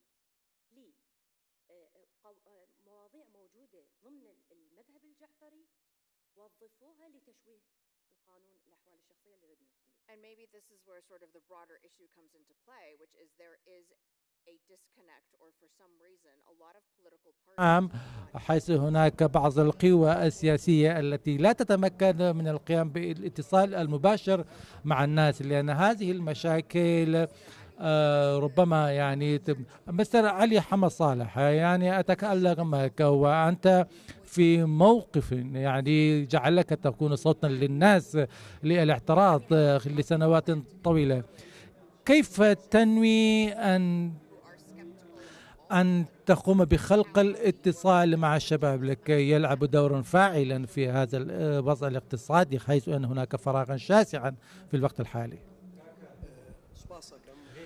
شكرا جزيلا، شكرا جزيلا لهذه الفرصة. لابد أن المحور الرئيسي لنا هو إجراء الانتخابات البرلمانية في العراق، الإجراء الانتخابات المقبلة في العراق، وهذه الانتخابات ستكون أهم الانتخابات بعد عام 2003. نسبة الناخبين سيكون كبيرة جدا، هنالك صراعات ومنافسات دولية كبيرة في المنطقة، والناس في العراق يثيرون أسئلة جدية فيما إذا كانت الانتخابات من أجل إحداث التغيير أو الانتخابات هي فقط من أجل الحصول على ثقة ودعم الجماهيري للقوى الكبيرة الموجودة على الساحة. هناك قلق كبير للمشاركة في الانتخابات القادمة سواء في العراق وإقليم كردستان، خاصة لدينا تجربة لمدة 15 عاما في إقليم كردستان، ولم نشارك في بغداد في الانتخابات بل في إقليم كردستان. هنالك عدة عوامل تؤثر بشدة، ونحن نقول فنحن كما نحتاج إلى النضال لمواجهة النضال لمواجهة الفساد، نجد علينا أيضا أن نناضل من أجل إجراء انتخابات نزيهة في إقليم كردستان والعراق، لأن المنافسة في الانتخابات ليست عادلة دائما. المال السياسي يؤثر بشدة، الأحزاب السياسية والقوى السياسية يعني تنفق مليارات من الدولار من أجل النجاح والفوز في الانتخابات، وتوظف القوى الأمنية والعسكرية والمؤسسات الأمنية والعسكرية. وكذلك نفس الحال في العراق، هذه المؤسسات الأمنية والعسكرية لا تصوت وفقا لإرادتها. كذلك نفس الحال بالنسبة للمؤسسات الإدارية. القوى العراقية إذا امتلكت السلطة وصلاحيات، والوضع في هناك مختلف. هنا حتى مديري المدارس ومعاوني مدراء المدارس هم أيضا يجب أن يكونوا تابعين للأحزاب السياسية لكي يتولوا هذه المناصب. الآن تم إعلام أنه جميع المعلمين في أربيل يجب عليهم أن يحصلوا وأن يأتوا ببطاقات التصويت للانتخابات. خزينة الدولة موجودة للأحزاب السياسية الكبيرة، تنفقها كما تشاء، تجمع من الأموال ما أراد، تمتلك المؤسسات الأمنية والقوات الأمنية، عند نقاط التفتيش والسيطرة. هنالك تأخذ الأموال عنوة من المواطنين. يعني أنا منذ 15 عاما وأنا أكافح ضد الفساد، قدمت أكثر من 170 ملفا بشأن الفساد إلى المحكمة، ولكن الشخص الوحيد الذي حكم وتعرض للمحاكمة هو أنا. لم يتعرض لا مسؤول ولا مسؤول حزبي أو حكومي أو سياسي إلى المحاكمة. هذا المال السياسي وهذا المال العام يستخدم لشراء الولاءات. في الانتخابات السابقة بعيدا عن التزويرات المنظمة كان هناك المال السياسي ينفق من أجل إجبار الناخب على التصويت لقوى سياسية معينة. في هذه الاستمارة وعلى الرغم من هذه المشاكل التي نواجهها، هذه المفوضية الموجودة هل بإمكانها أن تدير عملية انتخاب نزيهة؟ وتخوفنا من العد والفرز الإلكتروني، هذا الأمر مخيف جدا. والدكتور برهم موجود هنا. في عام 2018 الدلائل موجودة والهاردات موجودة، هنالك مرشحين تم منحهم 18,000 صوت. نحن قمنا بتوثيق هذه البيانات وقدمناها لجميع المسؤولين. فالمشاركة بهذه الطريقة في الانتخابات مع إنفاق المال السياسي لشراء ذمة الناخبين لا يؤدي بنا سوى إلى الفوضى. فعدد سكان العراق بعد 4 أعوام سيصل إلى 52 مليون نسمة، وهناك احتمال كبير بأن ينخفض سعر النفط إلى أقل ما هو عليه، والموجودين في الحكم يستندون إلى التزوير في الانتخابات. فلا شك في أن الدولة ستسير وستتجه إلى مآلات لا تحمد عقباه. إلى أين نحن نتجه؟ قبل عدة أيام كان معي صحفي أجنبي وقال لي كيف يمكن للاتحاد الوطني الكردستاني والحزب الديمقراطي الكردستاني يصوت لهم، وأنت تقول يصوت لهم وتقول بأن هناك عمليات تهريب تجري على مرأى مسمع الجميع، وأنت تقول بأن إيرادات الجمركية بشأن السجائر والمشروبات الروحية صفر، ولكن الرسوم الكهرباء قد ارتفعت 7 أو 8 مرات. يعني عذرا أقدر كثيرا هذه النقاط التي قمت بذكرها، ولكن هذا الأمر سؤالي لم يكن بشأن هذه النقاط. ربما سنعود إلى ذكر هذه النقاط فيما بعد قليلا، وأنا أقدر ذلك يعني، وأقدر ما تقوم به لإسلط الضوء على هذه النقاط. وكما تقول بأن ولكن قلت أن هذه الانتخابات ستكون انتخابات حاسمة أم تكون كمشابهة للانتخابات التي جرت في السابق. قبل كل شيء أشكر السيد برهم للقيام بإدارة هذا المنطقة الناشئة، لا أدري أين هو الآن، وكذلك الشكر موصول للجامعة الأمريكية. وأريد أن أجيب على ما قمت بإثارته من المواضيع، وأنا لا أمثل هذه القضايا صراحة، ولكنني أنا أريد أن أقول بشأن هذه الانتخابات التي ستجرى قريبا، وهذه الانتخابات دائما هي انتخابات مصيرية وحاسمة، كان كذلك في العراق دائما. ومن الجدير بالذكر بأن العراق قد نجحت على المستويات المختلفة لكي تبقى دولة مستقرة على الرغم من الاضطرابات الموجودة في المنطقة. حتى الآن لم نتأثر بالسياسات الاقتصادية التي تتبعها ترامب في إدارته، ولكن العراق شهدت ازدهارا ملفتا للانتباه والنظر.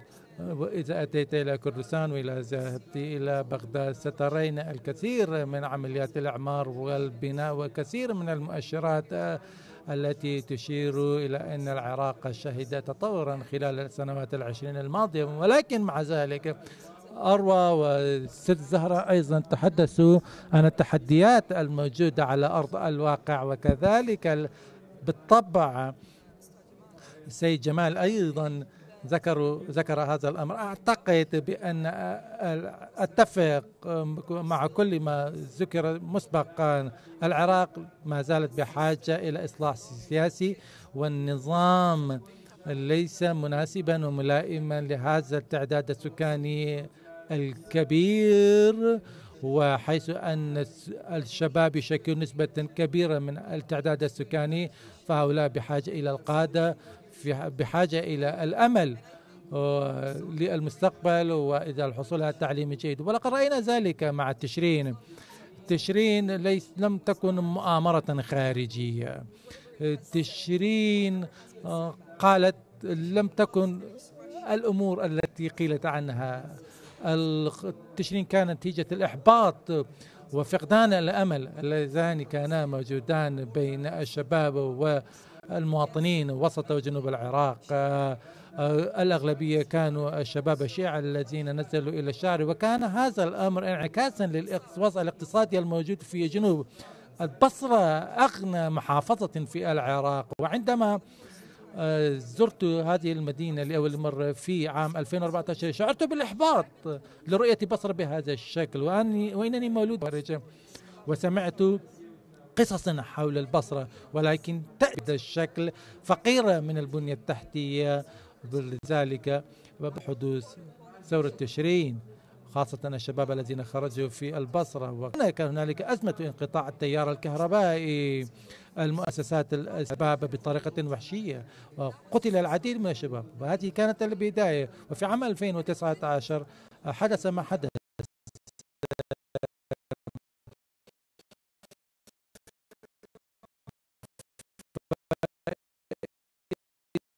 نظرت إلى كيف يحدث هذا الأمر ترى بأنه كان هناك تطورا وضغطا شديدا، وكان هنالك، ولكن الأغلب كانوا خريجي الجامعات الذين كانوا يبحثون عن فرص العمل. هكذا بدأ الأمر.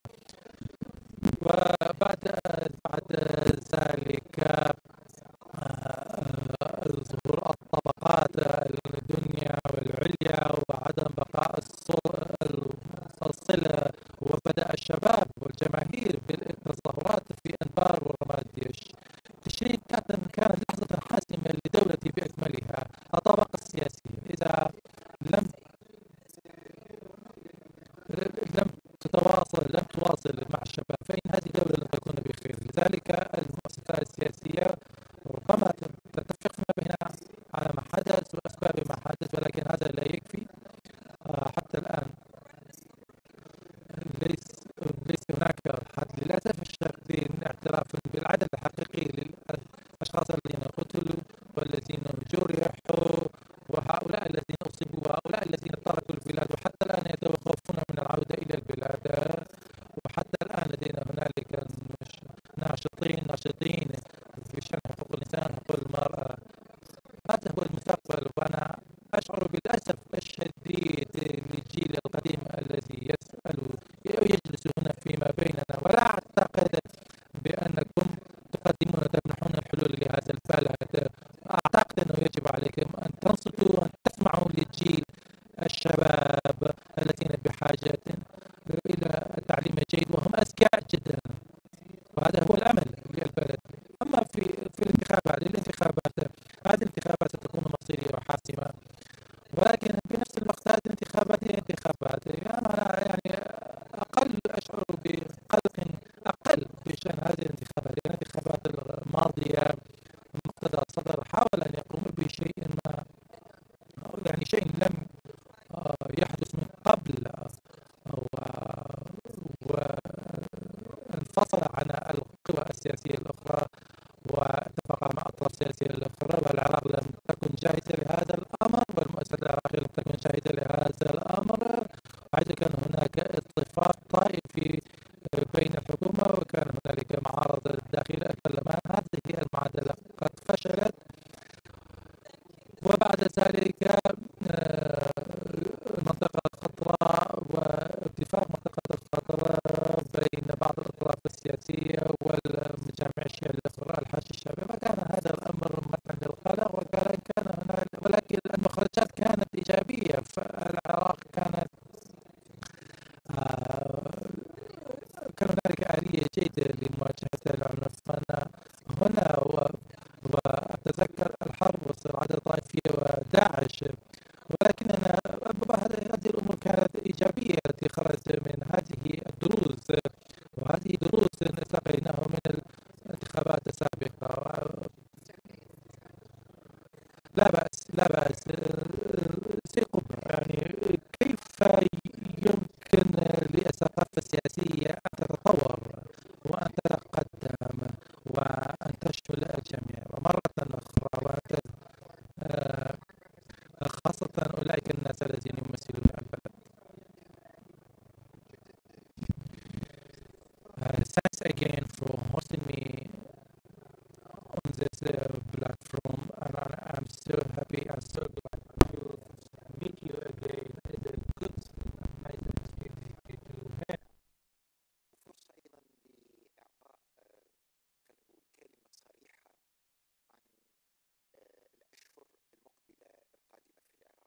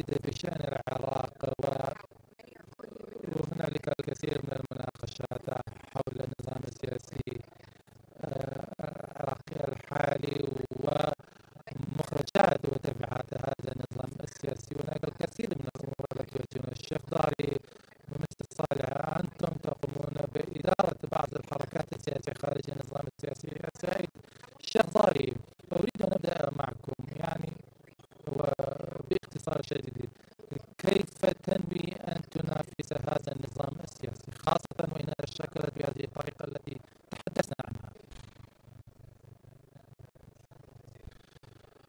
Thank you very much.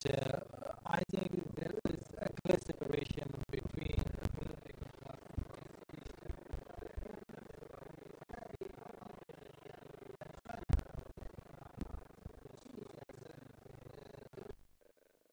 هناك فرض لمفهوم غير صحيح. الديمقراطية هي ليست صندوق انتخابات.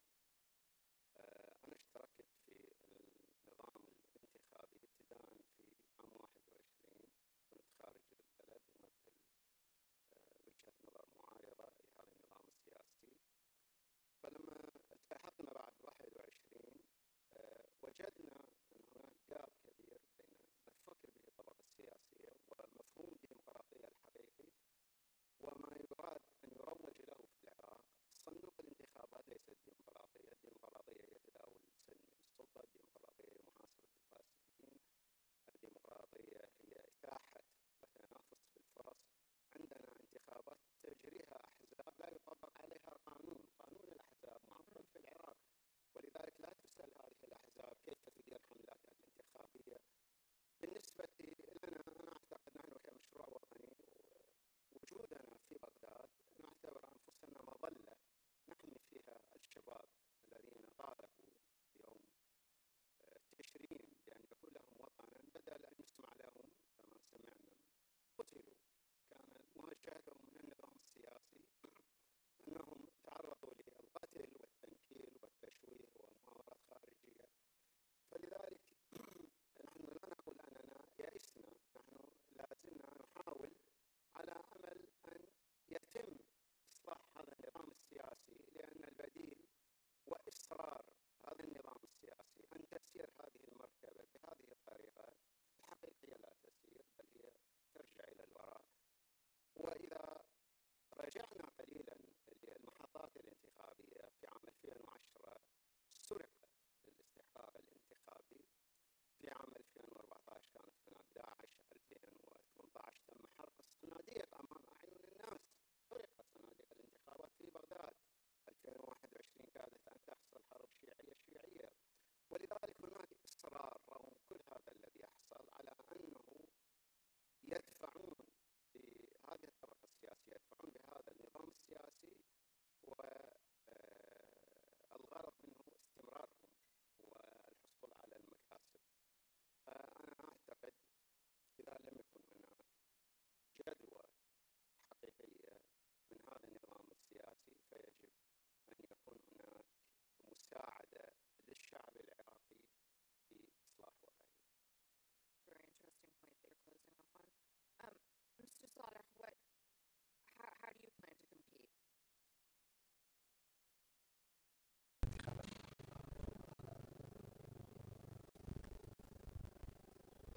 نعم، إن المنافسة في هذا الواقع يعني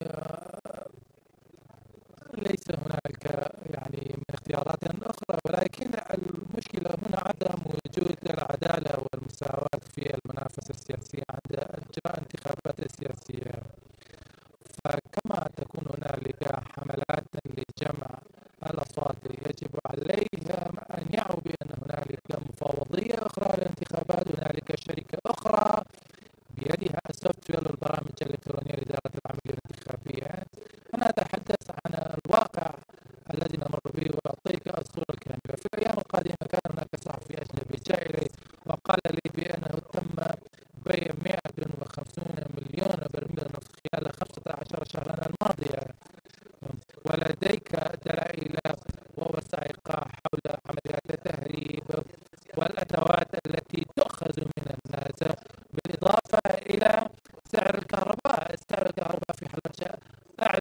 كبير وأغلى بكثير من لندن. إذا كيف يمكن لهذين الحزبين أن يفوزا بأغلبية الأصوات؟ المعادلة واضحة. هؤلاء يعتقدون بأن 40% من المصوتين يصوتون في الانتخابات، فلم يحدث في أي مكان أن يكون الحزب السياسي 100,000 مصوت مضمون، ولكنه يفرض أفراد أسرهم والمؤسسات الأمنية يفرضون عليهم ويجبرونه على الذهاب إلى التصويت. وقيل لهذه المؤسسات الأمنية والإدارية هددوا إذا لم يصوتوا فإنه سيتم طردهم من العمل. إذا المنافسة هي غير عادلة، وهذه بمواجهة بمضاهاة هذه المنافسة الغير عادلة عليك أن تتخوف بأن لا يتم تخفيض عدد مقاعدك من 10 مقاعد إلى 3 و4 مقاعد، وأن لا يتم تخفيض عدد أصواتك بعشرات الآلاف الأصوات. نتمنى أن لا يتدهور الوضع السياسي في العراق، وأن ينتبهوا للنزاهة الانتخابية، ولأن السوفت وير موجود لدى الشركة المعينة. نحن أبلغنا رئيس الوزراء بهذه الأمور وأعطيناه هذه المعلومات، وهو متخوف لأنه يعني غير موجود في المفوضية العليا. بهذه الشكل المنافسة تكون صعبة جدا. ربما يتساءل لماذا إذا نشارك في الانتخابات؟ حتى هذه اللحظة ليس هناك بديل سوى المشاركة في الانتخابات. صحيح علينا أن نتظاهر على شيء، ولكن ليس هناك بدائل أخرى. المحاكم والجامعات والمدارس ودوائر الحكومة كلها بيد الأحزاب السياسية، والمسؤولين السياسيين هم اللي يحكمون ويملكون آلاف المسلحين وكذلك الطائرات المروحية، في حين الشوارع غير صالحة للسير. لذلك الانتخابات هي الوسيلة الوحيدة لكي نحقق تغييرات تدريجية. شكرا جزيلا لمشاركتك هذه المعلومات. سيدة زهرة، أعود إليك، ولكن قبل هذا لقد تحدثت عن هذا الأمر كثيرا. هل حان الوقت لإجراء إصلاح دستوري شامل لهذا الأمر؟ هذا is a very important question. If we want to reset Iraq again, because we are talking about Iraq, and let me say Iraqi region, to have a new plan. أربع مفاصل قناعتي تكون رئيسية، ولعل أول هذه المفاصل هو الصلة بين كردستان. أنا أعتقد حاليا هذه الصلة ضبابية مشوهة، ويحتاج فلس واضح. يعني فعلا هو الإقليم شبه مستقل، وأنا أعتقد بقية العراق يكون ينتظم أيضا بشكل إقليم لحاله. أنا أعتقد الدولة في بقية العراق قطعا مو منحى ما يقال أن يصبح إقليم شيعي أو سني إطلاقا. ما أعتقد هذه هي المشكلة في العراق، وإنما يمكن أشارك الرأي مع الشيخ طاري أنه جرى تسييس الدين وكان كارثة على النظام السياسي، لأن خلق لنا مجموعة ارتدادات كبيرة. فعندنا الموضوع الأول الصلة بكردستان، الموضوع الثاني يعني الدولة يجب أن تبقى فوق موضوع الدين. احنا نحتاج دولة حديثة. طبعا عندنا مشكلة حقيقية، الجمهور إذا كان هو قابل خلينا نقول بأسباب عديدة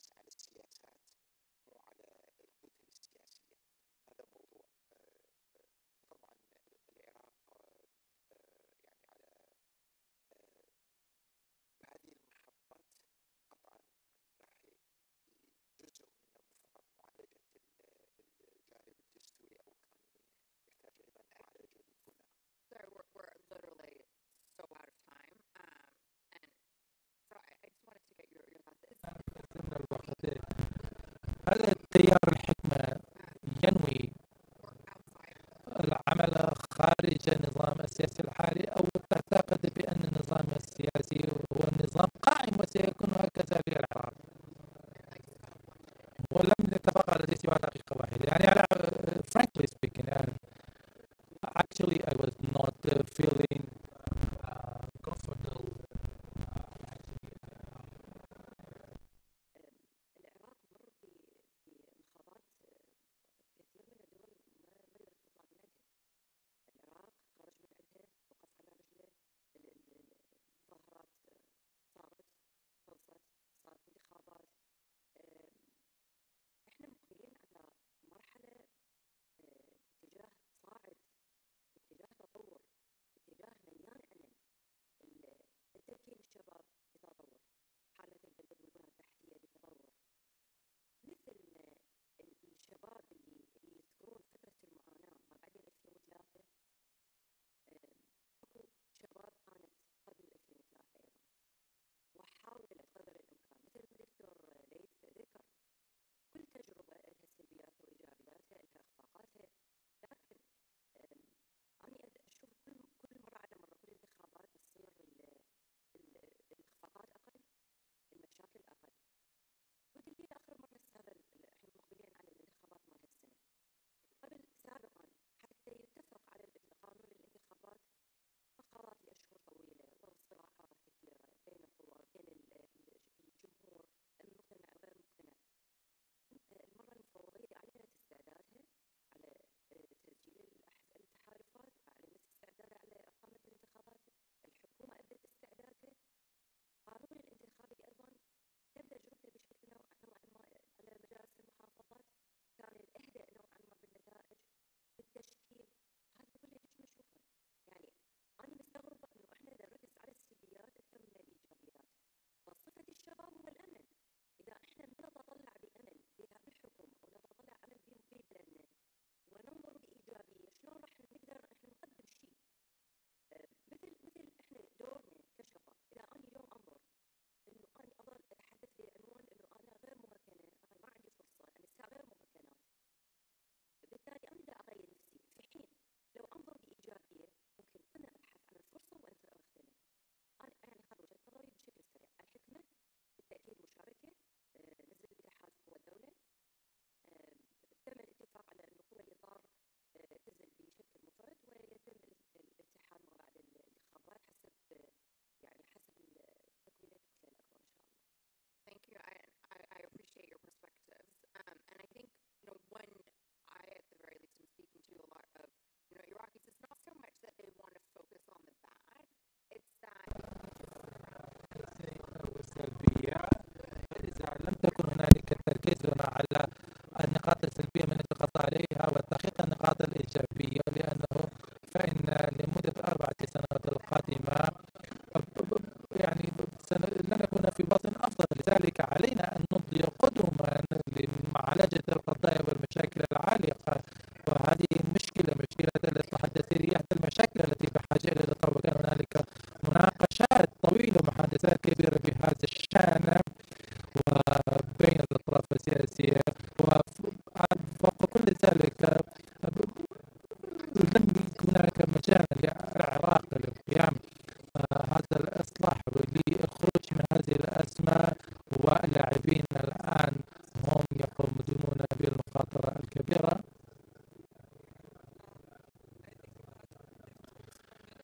وأعتقد أن قلت بأن لا نمتلك سوى دقيقة واحدة، لذلك سأجيب عن هذا السؤال. فيما يتعلق بالنظام السياسي أريد أن أقول الدستور لا يشكل المشكلة في هذا البلد. المشكلة هي في نظام المحاصصة، الفساد، وكذلك التآكل. هذه هي المشاكل الرئيسية التي نواجهها. أتفق مع المستر علي. المشكلة للأحزاب والقوى السياسية الجديدة هي مواجهتها الكثير من المصاعب والمعوقات. حتى وإن حاولت أن تكون جزء من هذا النظام السياسي فإنه سيتم مواجهتها بطريقة أو بأخرى. وهنالك بعض الأحزاب الجديدة، الأحزاب المعارضة الجديدة، تحاول أن تحصل على فرصة ما لكي تعمل، ولكن المشكلة تكمن في النظام السياسي، وهذه المشكلة الحقيقية دقيقة وهزيمة. شكرا جزيلا لك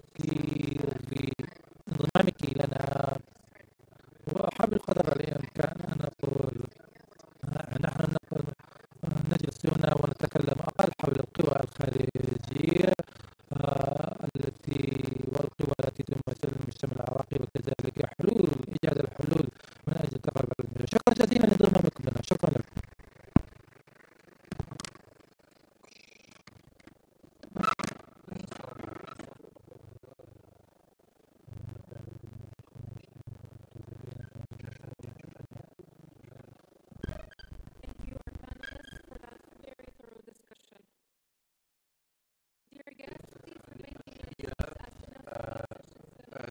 رجاء أن تبقوا في مقاعدكم لأننا سوف نبدأ بالجلسة التالية بعد قليل.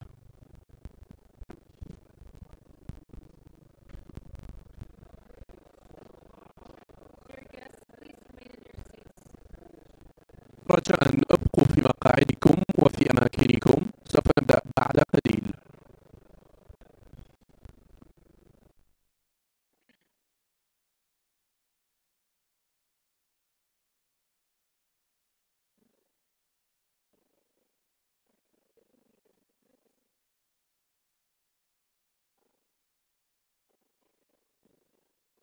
Dear guests, please remain in your seats. الحضور الكرام، رجاء أن ابقوا في مقاعدكم.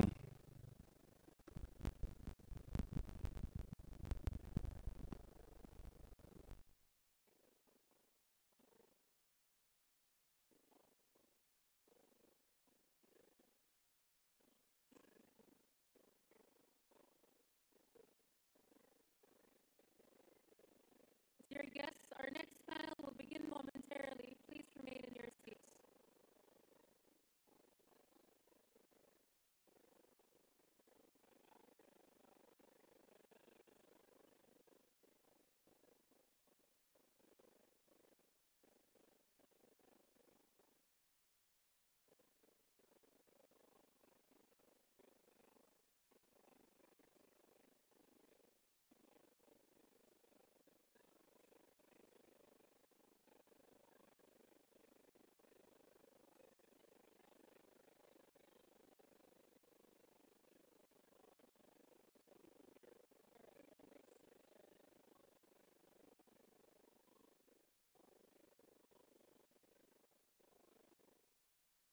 Dear guests, please be mindful that lunch will start at 1:30 and our roundtable discussion. رجاء ليكن لديكم علم أن استراحة الغداء سوف يكون في الساعة 1:30، ورجاء أن ابقوا في مقاعدكم لنكمل الجلسات الحوارية بأقل وقت ممكن. شكرا لكم.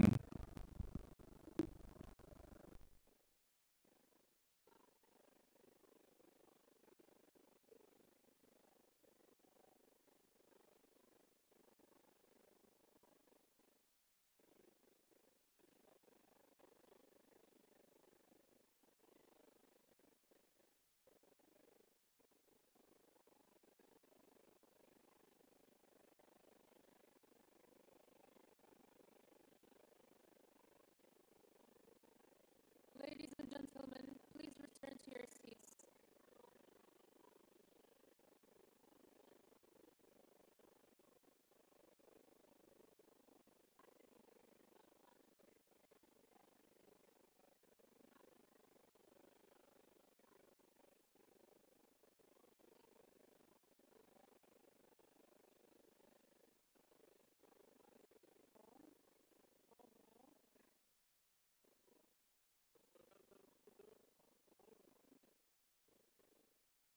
Ladies and gentlemen, our panel will begin. Please remain to your seats. السيدات والسادة، سوف نبدأ بالجلسة الحوارية والنقاشية. رجاء أن اجلسوا في مقاعدكم.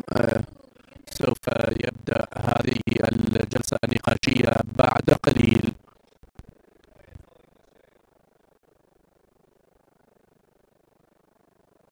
Dear guests, please remain. السيدات والسادة، اجلسوا في أماكنكم.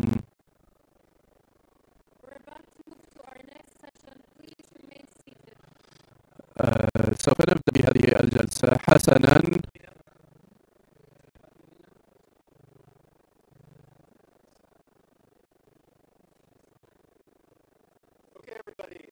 حسناً جميعاً، شكرا جزيلا لهذه الجلسة الانفرادية مع مدير الكوارث، منظمة الكوارث الدولية السيدة كومفورت إيرا، وسوف نتكلم قليلا عن ما هي الأمور التي تحرك الصراعات العالمية وبعض الميكانيكيات الآليات كيفية التعامل معها. ولكن أريد أن أطلب من حضراتكم أن تجلسوا في مقاعدكم.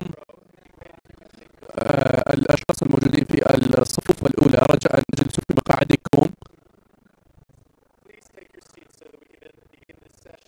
رجاء أن اجلسوا في مقاعدكم حتى يكون بإمكاننا أن نبدأ.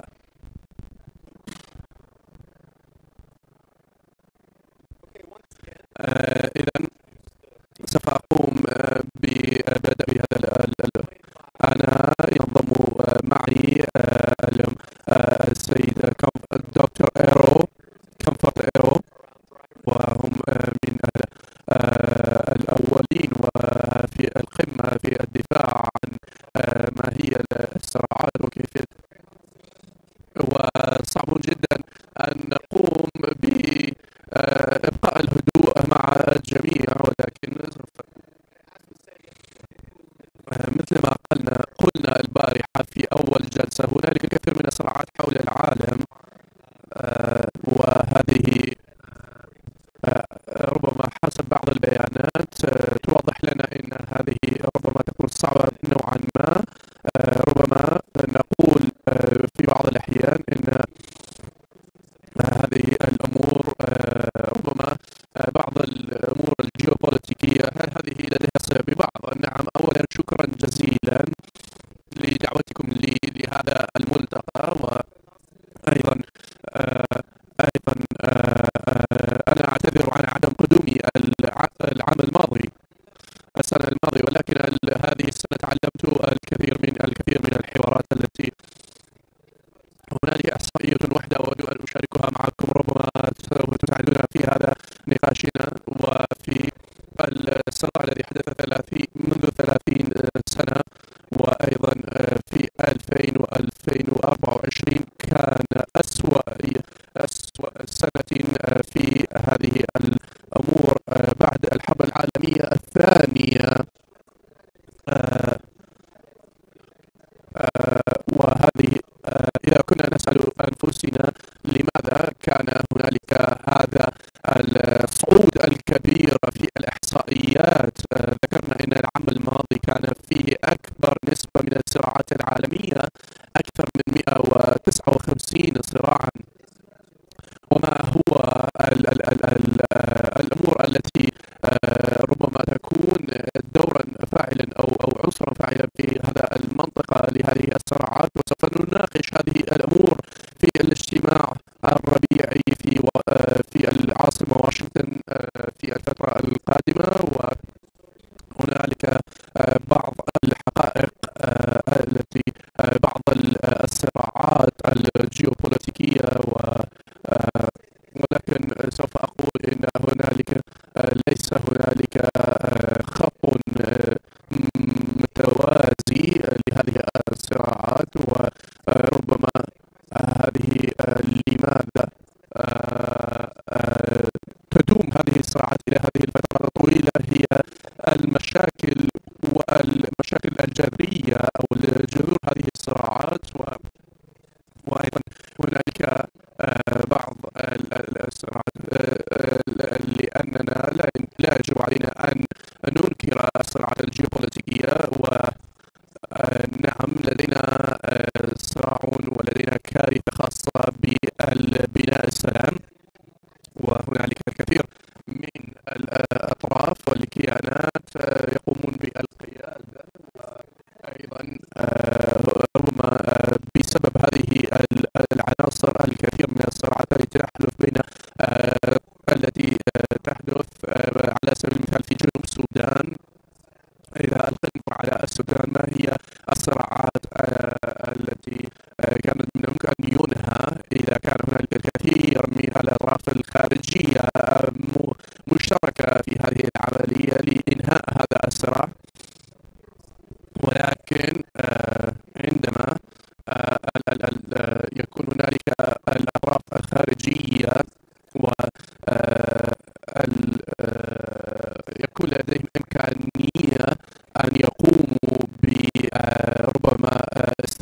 التجارة والتعامل بالذهب، هذه ساهمت في زيادة في هذا الصراع وجعلتها صعبا أكثر.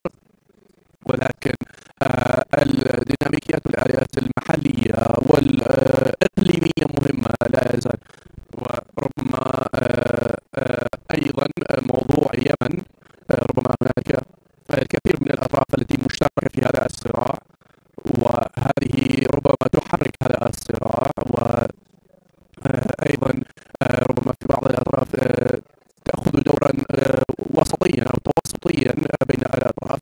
نعم، هناك بين الولايات وبين الحكومات القطر هي دولة وسيطة، والسعودية أيضا، والإمارات أيضا. الفرق بين التوسط الكلاسيكي وأيضا التوسط الاحترافي حسب الاحتياج هي هذه تكون مؤسسات غير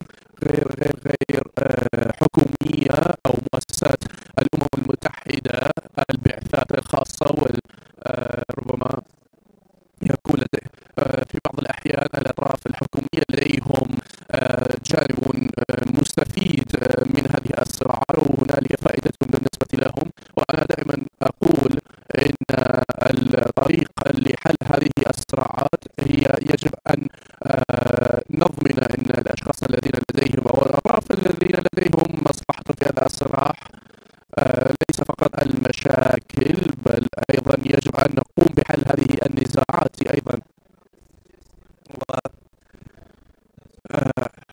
نعم، يجب أن يكون هنالك تنوع في الأطراف الفاعلين ويكون لديهم مصلحة في هذا الصراع. نعم، الخليج يجب أن يكونوا في هذا مشتركين، ويجب أن يعرفون الحوار الذي يجري.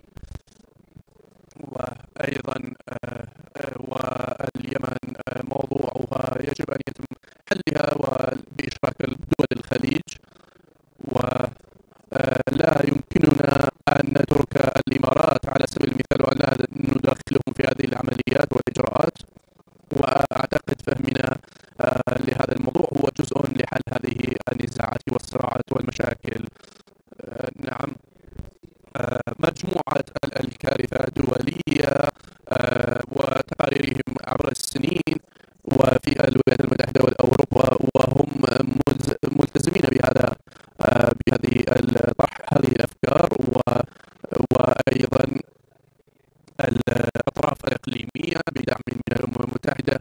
هل هذا هو طريقة جيدة ومثالية لحل هذه المشاكل؟ أنا أود أن أعرف رأيكم من جانب الأمم المتحدة بشكل إيجابي، وكيف يكون بإمكاننا القيام بذلك. نحن عندما نفكر بالأمم المتحدة في الماضي في التسعينيات القرن الماضي ربما كان نظرتنا إليها سلبية، لأن كان هنالك بعض الأمور والقوانين التي أثبتت على بعض البلدان والتي كان مطروح من الأمم المتحدة. ولكن عندما نفكر بالعراق في الوقت الحالي يجب أن نفكر بالأمم المتحدة الإيجابية وبطريقة وبعين إيجابية. نعم، عندما نتكلم الآن عن أطر العمل الأمم المتحدة حاليا وخاصة في العراق هي الاعتراف بالأقاليم الموجودة وبالحكومات الموجودة، وأيضا الأمم المتحدة لا يكون لديها وجود إذا لم يكن بلدان الأعضاء بها.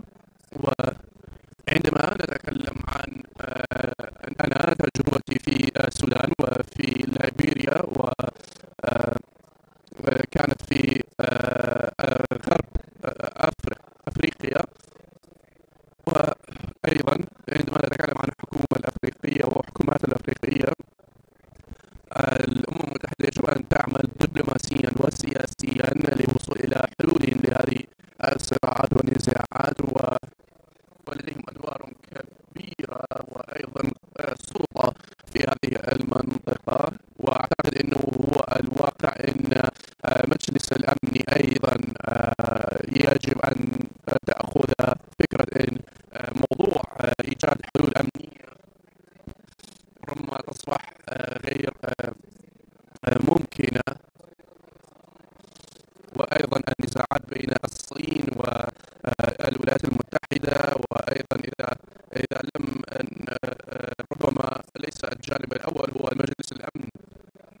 وأنت ذكرت العراق، وأنا سوف أذكر لك قضية ميانمار. واحدة من أكبر البلدان الخمسة الأولى الموجودة في ميانمار طلبوا منها المغادرة لأن لم تكن تقدم أي خدمات أو أي دعم. وعندما نتكلم عن العراق في آخر 18 شهرا في أفريقيا، والكثير من هذا الأمور كانت بسبب السياسات والقوانين الخاصة بالولايات المتحدة. إذا واحدة من الأدوات والآليات هي أن يكون هنالك عمل متوازي وعلى نفس المستوى بين الأقاليم والجهات المعنية المختلفة.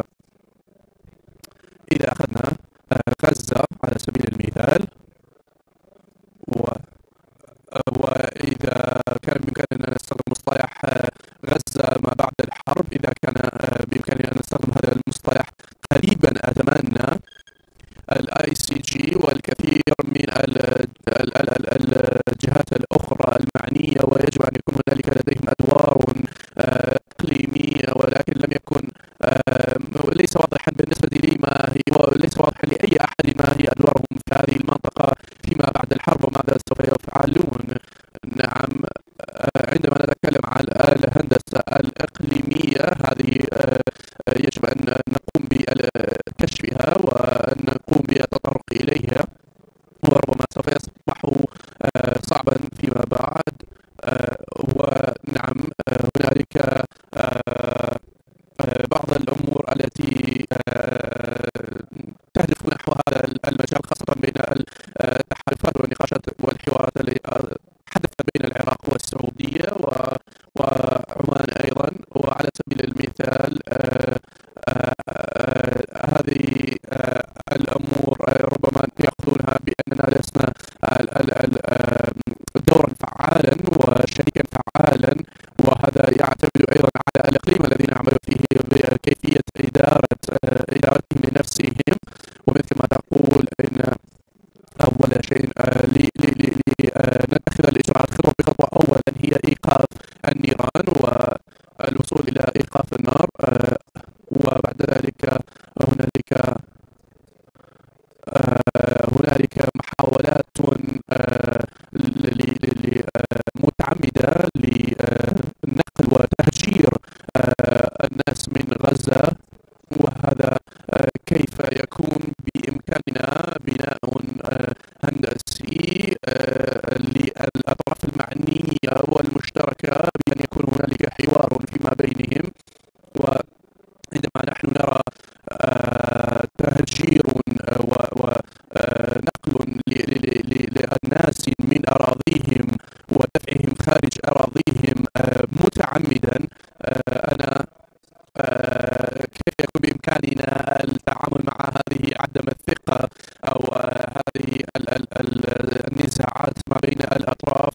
وبكل صراحة لا نعرف ماهية هذا الأمر وكيف سوف يبدو هذا الأمر في المستقبل.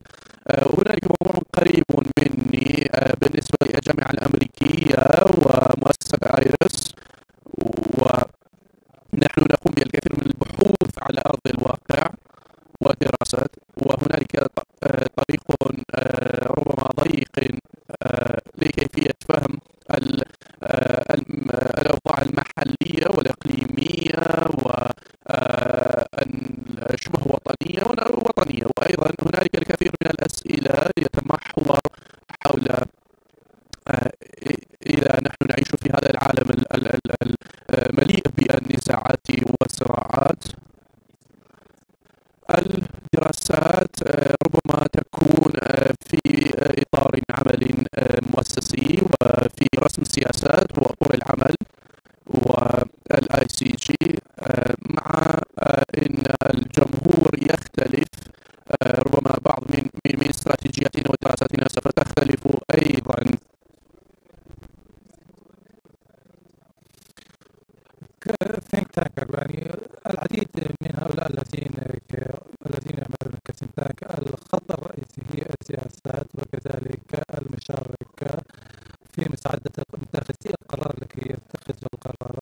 والتي هو الحصول على تحليلات دقيقة. إذا لم تكن تحليلات دقيقة فلن تتمكن من صياغة سياسات دقيقة وسليمة. أيضا هنالك ميزة وكذلك هنالك حقائق وكذلك الأبعاد الديناميكية لكي يفهم كل نفس وكل شخص جذور المشكلة كي نقوم بإظهار هذه الأمور من خلال التقارير وكذلك إظهار كل الجوانب المتعلقة بالمعضلات والمشاكل الموجودة وكي تقوم بعد ذلك بتقديم رأيك ورؤيتك ثم ننتقل إلى صياغة السياسات. إذا أنا أسألك وأنت تسألني لكي نقوم بالتنازل لبعضنا البعض، ولكن ما هو حقيقي في هذه اللحظة الدبلوماسية عندما نفتقد الدبلوماسية فإن العمل سيكون أصعب، خاصة عندما تكون هنالك أخبار ملفقة. حتى بالنسبة للحكومة عندما تقوم بنشر المعلومات المغلوطة فإن التحدي سيكون أكبر. لذلك المحللين الذين يقومون بتحليل الأوضاع فعليهم أن يقوموا بكشف وإعادة وتقييم المعلومات والتحليلات التي يقدمونها. فالتحليلات لا تبنى من خلال الأخبار وكذلك المعلومات المغلوطة والخاطئة، ولكن علينا ألا نستسلم أبدا. حتى الآن هنالك أسباب أخرى للنزول وهنالك العديد من الوسائل الرئيسية التي يمكن استخدامها منها الأعراف والقوانين الدولية وكذلك وما يحدث الآن فيما يتعلق بالسلم وكذلك الاستقلالية وكذلك فالأمور تصبح أكبر بكثير. لذلك يجب عليك أن تتأكد مرة أخرى بأن الصراعات بأن الضحايا هم الذين يتلقون ضربة نتيجة الصراعات. لذلك يجب عليك أن تفعل به ما تفعل به. السؤال الأخير يعني هذه المنصة بهذه الطريقة من أجل القيام بشيء يجب عليك أن تحدث تغييرا. نعم، وعندما بدأ في عام 2021 عندما أتيت يعني طرقت الأبواب في باريس ولندن وقد قضيت وقتا طويلا في الولايات المتحدة الأمريكية وأنا الآن هنا أتيت إلى هنا مرتان. جزء من تحليلاتي مع فريقي الذي أعمل به وزملائي الموجودين مع في هذه الغرفة حددوا نقاط بأن الدبلوماسية في هذه المنطقة والحديث مع النشطاء إذا كانوا صادقين بشأن المنهاج المستخدم والعمل معا بين هؤلاء النشطين. الأمر ليس متعلقا فقط الآن بواشنطن ولبنان وباريس، الأمر متعلقا أكثر بالقوى في هذه المنطقة ومن أجل من خلال خلفيتي بأن هذه الأمور مهمة بالنسبة للمنطقة وأحيانا أكثر من مهم أيضا ليس من المفترض أن نلعب اللعبة الطويلة. المبادئ هي نفسها. فلذلك قضيت وقتا طويلا في غرب أفريقيا وتحدثت مع الشعوب أو مع المواطنين في غرب أفريقيا وتحدثت مع القادة المحليين في هذه المنطقة في كولومبيا وكذلك ميانمار. هذه الأمور هي مهمة لكي تتأكد من أنك ستحصل على مقاربة شاملة لإيجاد الحلول للأزمات التي نواجهها معا. وننظر إلى المعضلة الموجودة على أرض الواقع والنشطين والأزمات التي تحدث هنا وهنا. يعني تم ذكر غزة وكولومبيا والسودان أيضا. شكرا لك دكتورة كامبيرا، شكرا لك.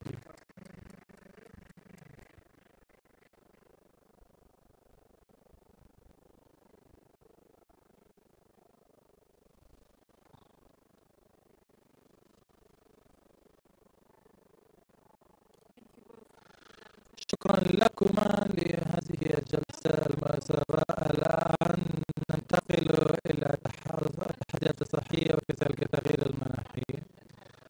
الصحة والتحديات التي تواجه الصحة. مرحب بالمشاركين بهذه الجلسة رجاء.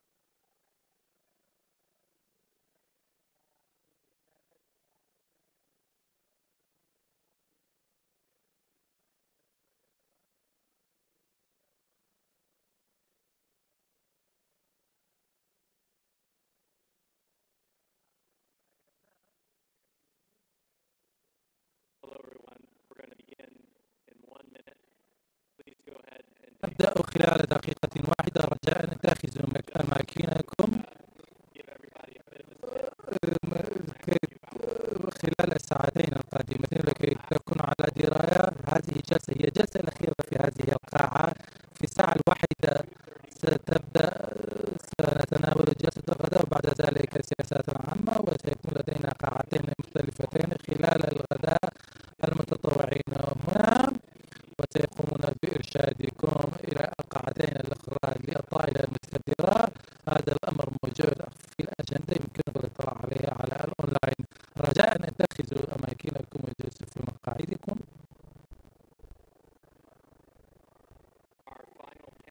الجلسة الأخيرة حول تغيير المناخ، الصراعات، الصحة. لدينا كونفرنس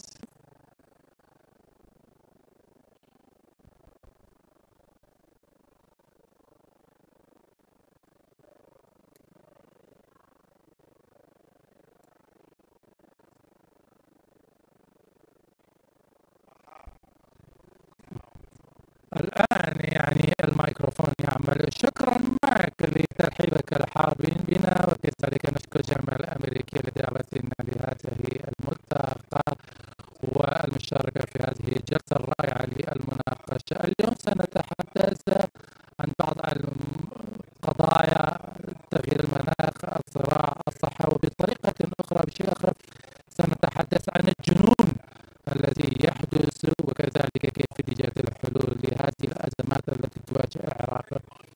ومن المفيد جدا الحديث حول التغيير المناخي كي نركز على التكلفة البشرية والشروط البشرية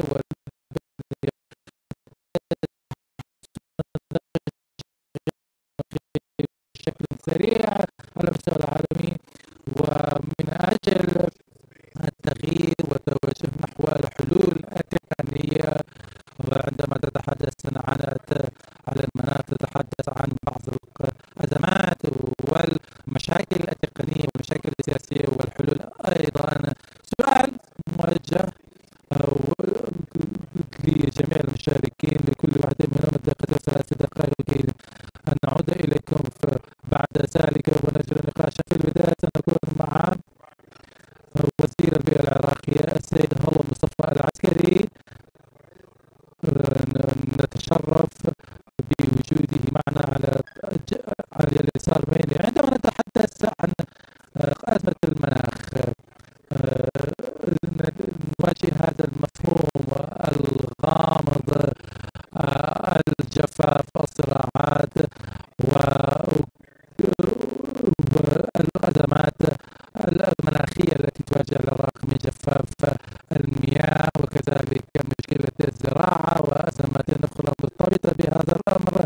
أسألك، هنالك الكثير من التغييرات حدثت مؤخرا في العراق.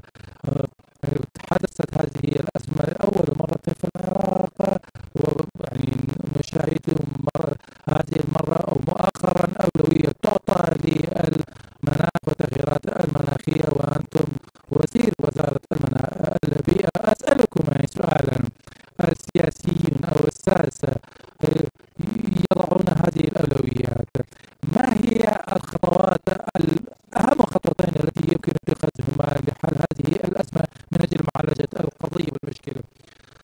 مساء الخير. قبل تقديم الأجوبة، هنالك سيدة زينب برداوي، يعني ربما أنتم على معرفة بها. هذه هنا موجودة هنا. يوم أمس عرفتي دكتور عبد العزيز الصقر وسألته سؤالا حول الصقر. الصقر يعني نعرفه، ولكن لدينا كلمة أخرى فالكون. أنا اسمي هلو يعني هو اسم كردي، يعني هلو يعني الصقر باللغة العربية، يعني ولكنني صقر مسالم.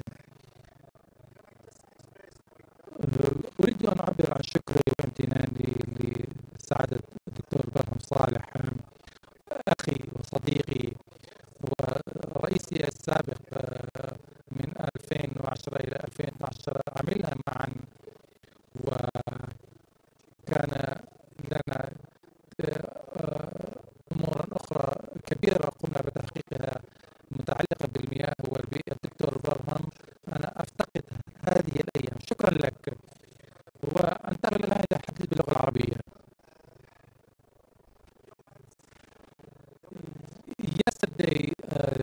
His Excellency Prime Minister, he talked and mentioned Iraq. العراق اليوم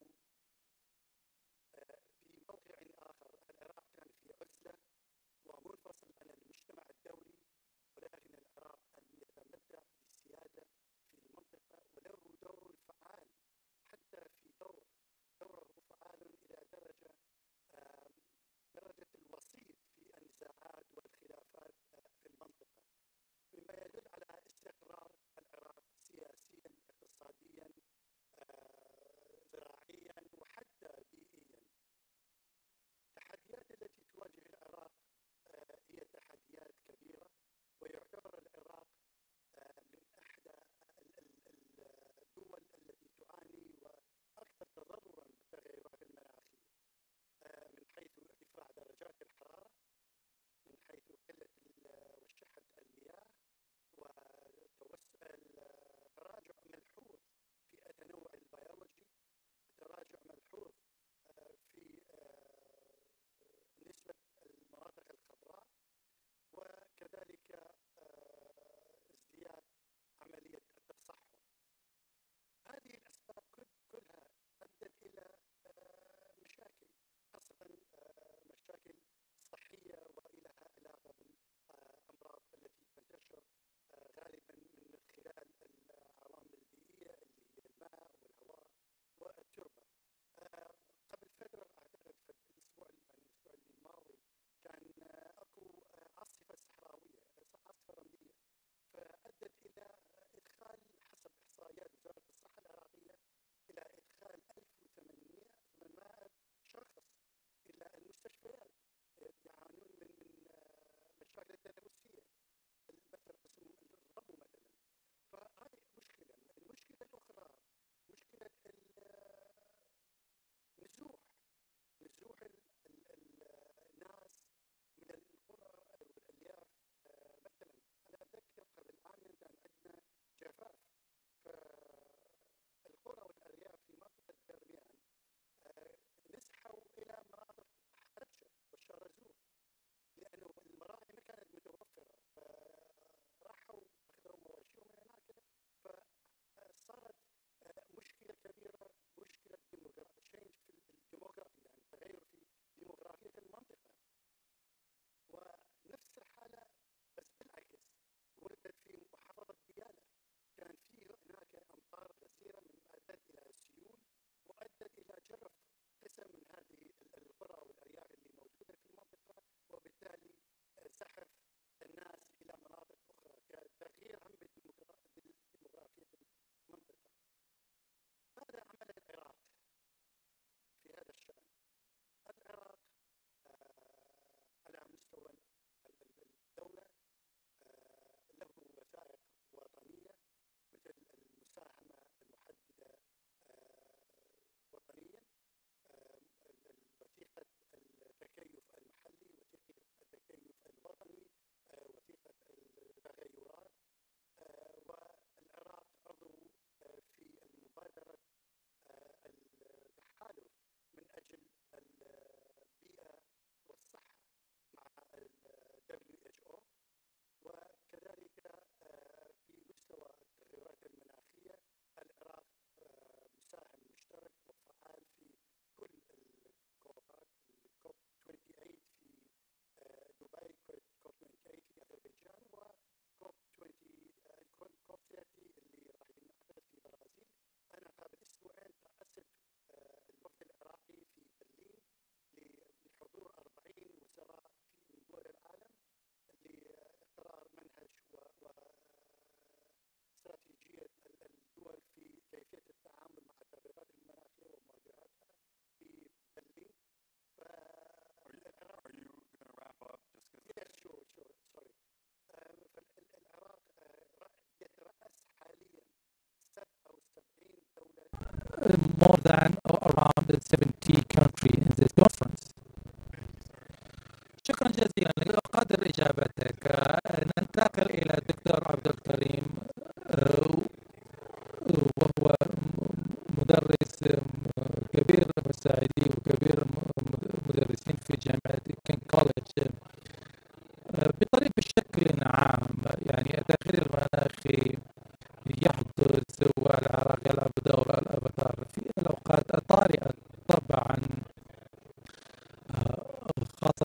فيما يتعلق بهذه الأزمات التي تواجهها العراق من التغيير المناخي وكذلك التلوث البيئي وإدارة المياه والسياسات المتعلقة بها. هذه الأمور والعوامل كلها موجودة. كذلك نفس الشيء في سوريا، وخلال هذه اللحظة الحاسمة والتغييرات التي تحدث. أود أن أسألك حبذا لو تحدثت عن التحديات التي تواجه العناية الصحية بسبب التغيير المناخي، وكيف ترون النظام الجديد في دمشق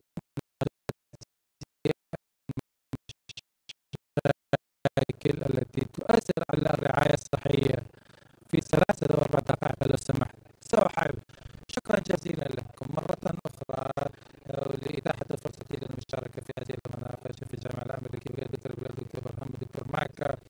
هذه المرة الأولى التي أزور فيها مدينة السليمانية، وأتمنى أن تكون المرة الأخيرة خلال الأعوام 15 الماضية. كان هنالك أمور أخرى، وقريبا ما حدثت الصراعات والتهديدات، فانتقلت إلى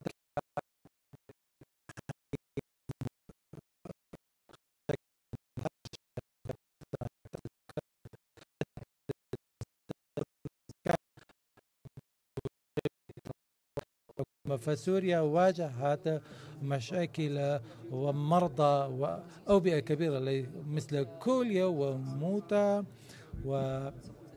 وتذكر اسم بعض الأمراض والعدوى كالكوليرا والموتى، وخاصة الكوليرا في عام 2022 المنطقة بأسرة شهدت انتشار هذا المرض. كان هنالك عشرات الآلاف من الحالات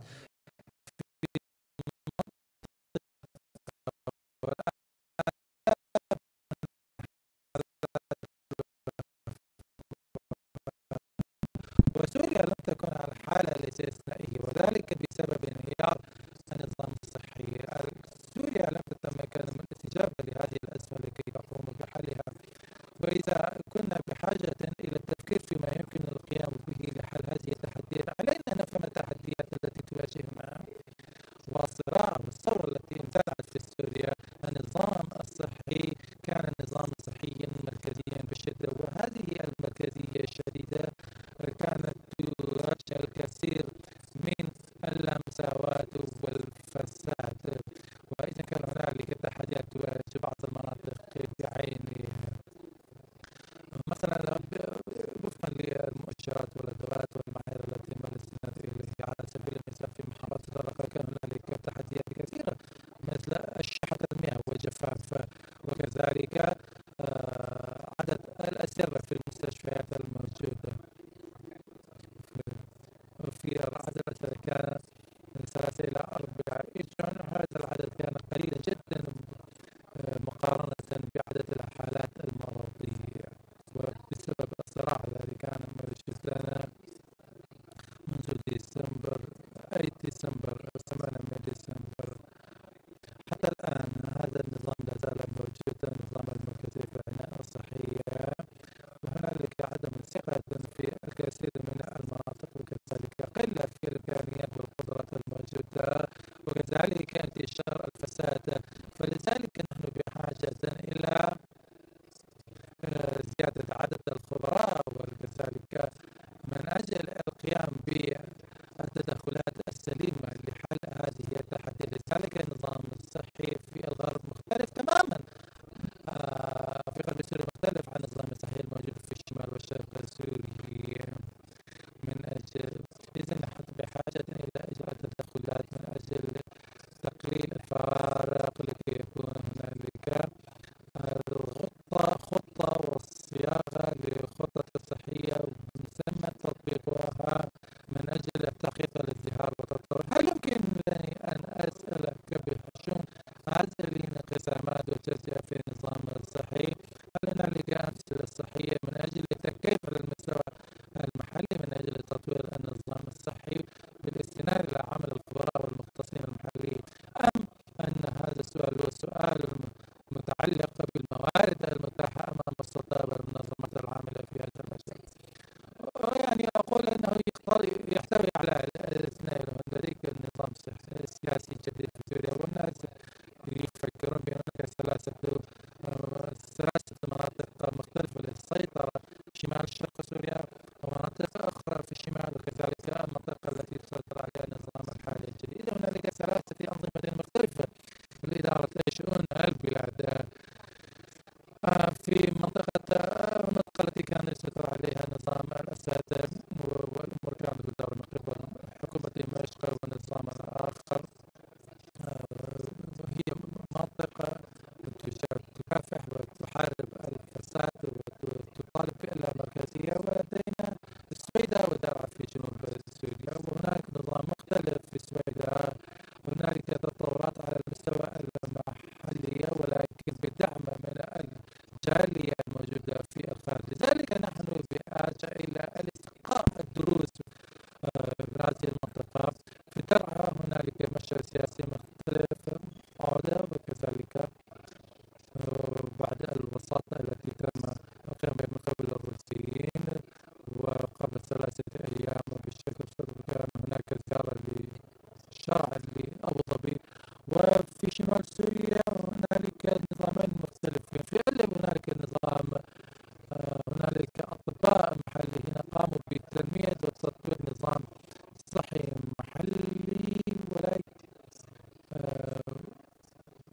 وهنالك منشآت ومؤسسات يتم دعمها من قبل الجالية. ولديك هنالك مجامع مدعومة من قبل تركيا، والوزارة الصحة التركية هي على الأقل تقوم بإدارة على الأقل 7 مستشفيات كبيرة في هذه المنطقة.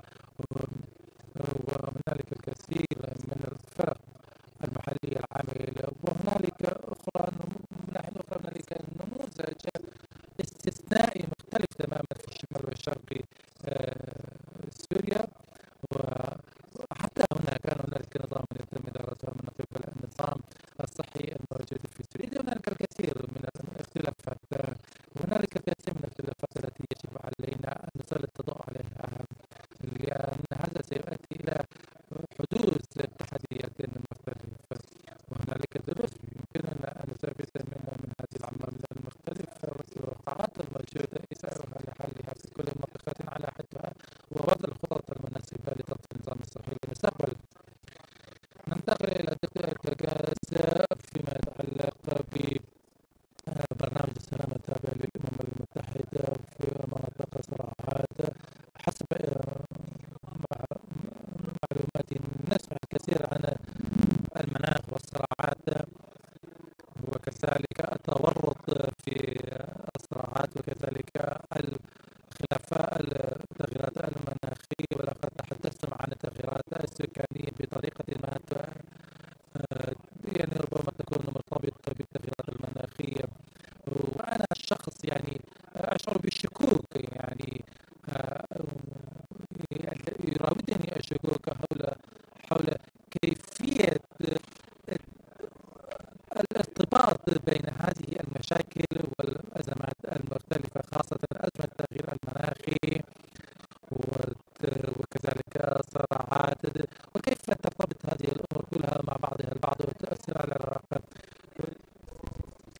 نعم، أنا أعمل في الأمم المتحدة لمركز أبحاث، وقمنا بالبحوث كيف أن 50 دولة التي تواجه تحديات التغيير المناخي، وهنالك 3 مستويات على المستوى المحلي وعلى الوطني وعلى الصعيد الإقليمي.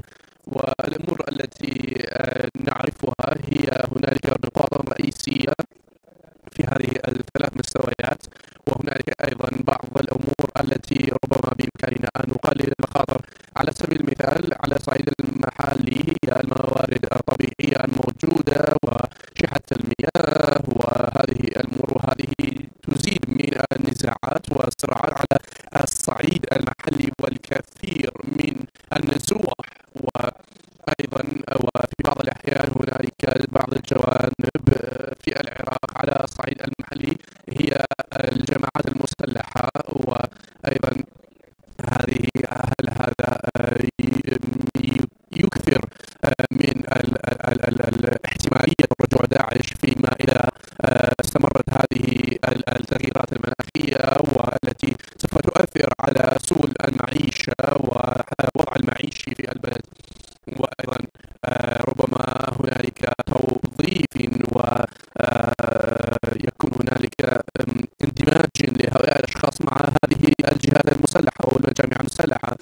وأيضا على الصعيد الإقليمي ربما النزاعات فيما بين البلدان، على سبيل المثال العراق مع تركيا والعراق مع إيران بخصوص السدود الموجودة على هذه الأنهار. وهذه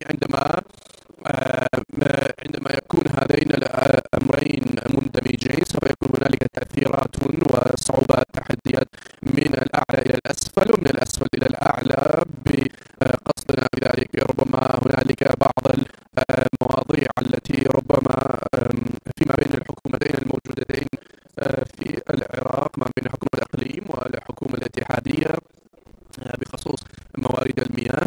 وأيضا هنالك كارثة إدارة الموارد الطبيعية المناخية. العراق سوف يكون في وضع إنه لا يوجد فيها مياه قبل أن تنتهي فيها موارد النفط، وهذا واحدة من الأمور التي سوف تؤثر على الاقتصاد العراق.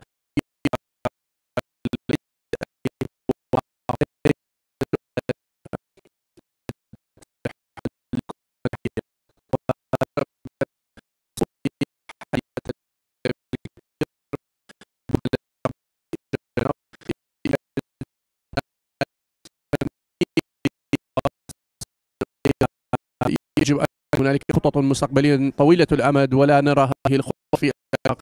نعم، شكرا.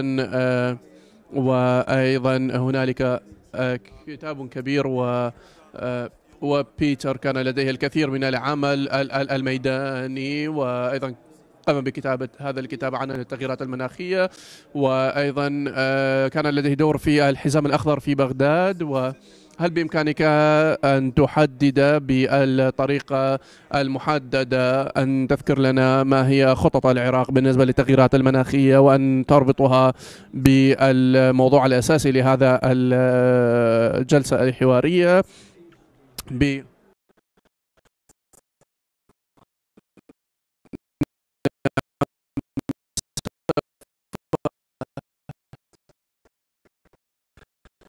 أحاول ل4 من الدقائق موجزة كل هذه السنين الخبرات والعمل ودراسات.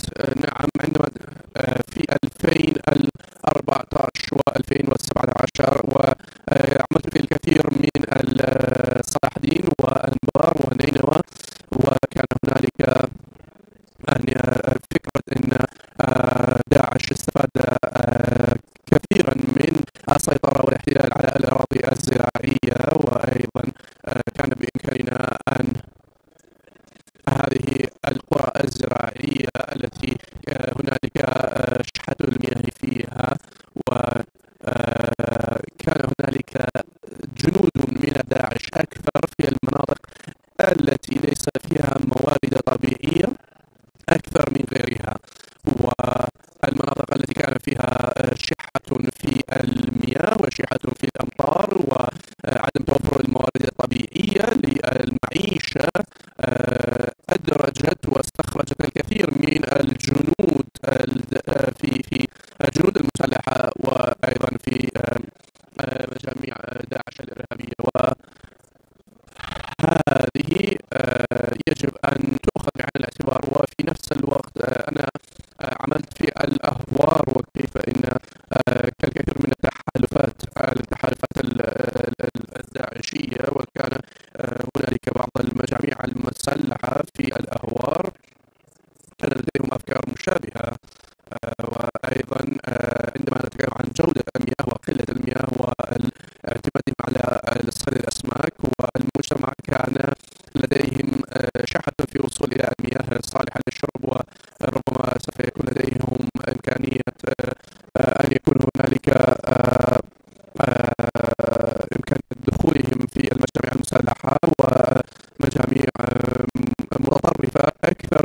بأكملها. وهنالك عدم استقرار تغيير مناخي في العراق. التغيير المناخي عادة تؤثر على الكثير من المجتمعات، وخاصة في هذا البلد هو خبر غير سار، لأن هنالك الكثير من الفساد، وهذا هو نعم قد تكرر هذا الموضوع. نعم 3 أحرف السي التي هي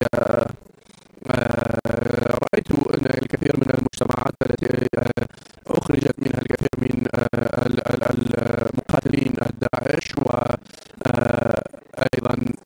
كان هنالك الكثير من السيطرة على المناطق الزراعية، ولأن هذه المناطق الزراعية كانت توجد فيها شحة الأمطار، وأيضا الكثير من الأموال تذهب سدى في هذه المناطق لأن يتم الاستيلاء عليها من قبل هذه المجاميع المسلحة. وأنا لاحظت أن هنالك تزويد داعش بالمقاتلين في كثير من هذه المناطق الصحراوية، وليس بالضرورة أن تكون فقيرة. ونعم وقد قاموا بالاستيلاء على الكثير من الأجهزة الإلكترونية والكهربائية، وأيضا كان هنالك وعي كبير بين الثروات الخاصة بهم في هذه المناطق بالزراعة وأيضا تربية المواشي، وبين أيضا ترك كل هذه الأمور والذهاب إلى المدن. ونقطة أخيرة، عندما نلقي نظرة على الوضع العالمي والدولي، الكثير من المجتمعات وبعض المناطق هي هشة جدا، وأيضا لديكم الكثير من المجتمع العراقي منخرط في عمل الزراعي، ولديكم تاريخ في بعض النزاعات السابقة وفي بعض الأحيان نزاعات وأيضا إذا المواطنين يشعرون أنهم لم يمثلوا بشكل جيد في الحكومة، والكثير من العراقيين سوف يؤكدون على ذلك ويقرون بذلك، ويجب أن يكون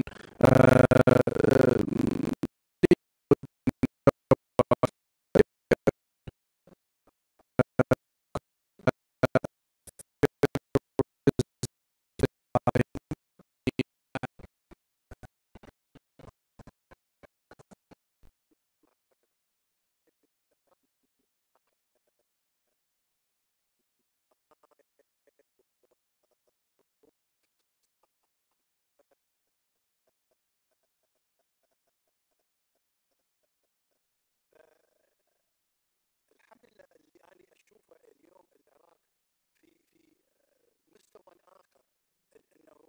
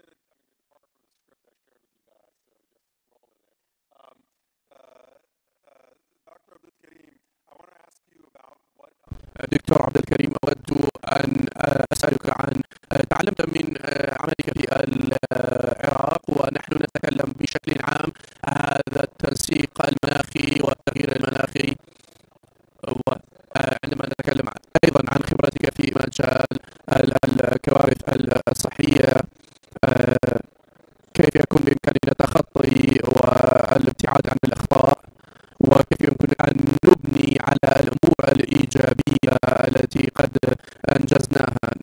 نعم، مثل ما تعرفون النظام الصحي واجه الكثير من التحديات في آخر 15 إلى 20 سنة، وأنا أعتقد أن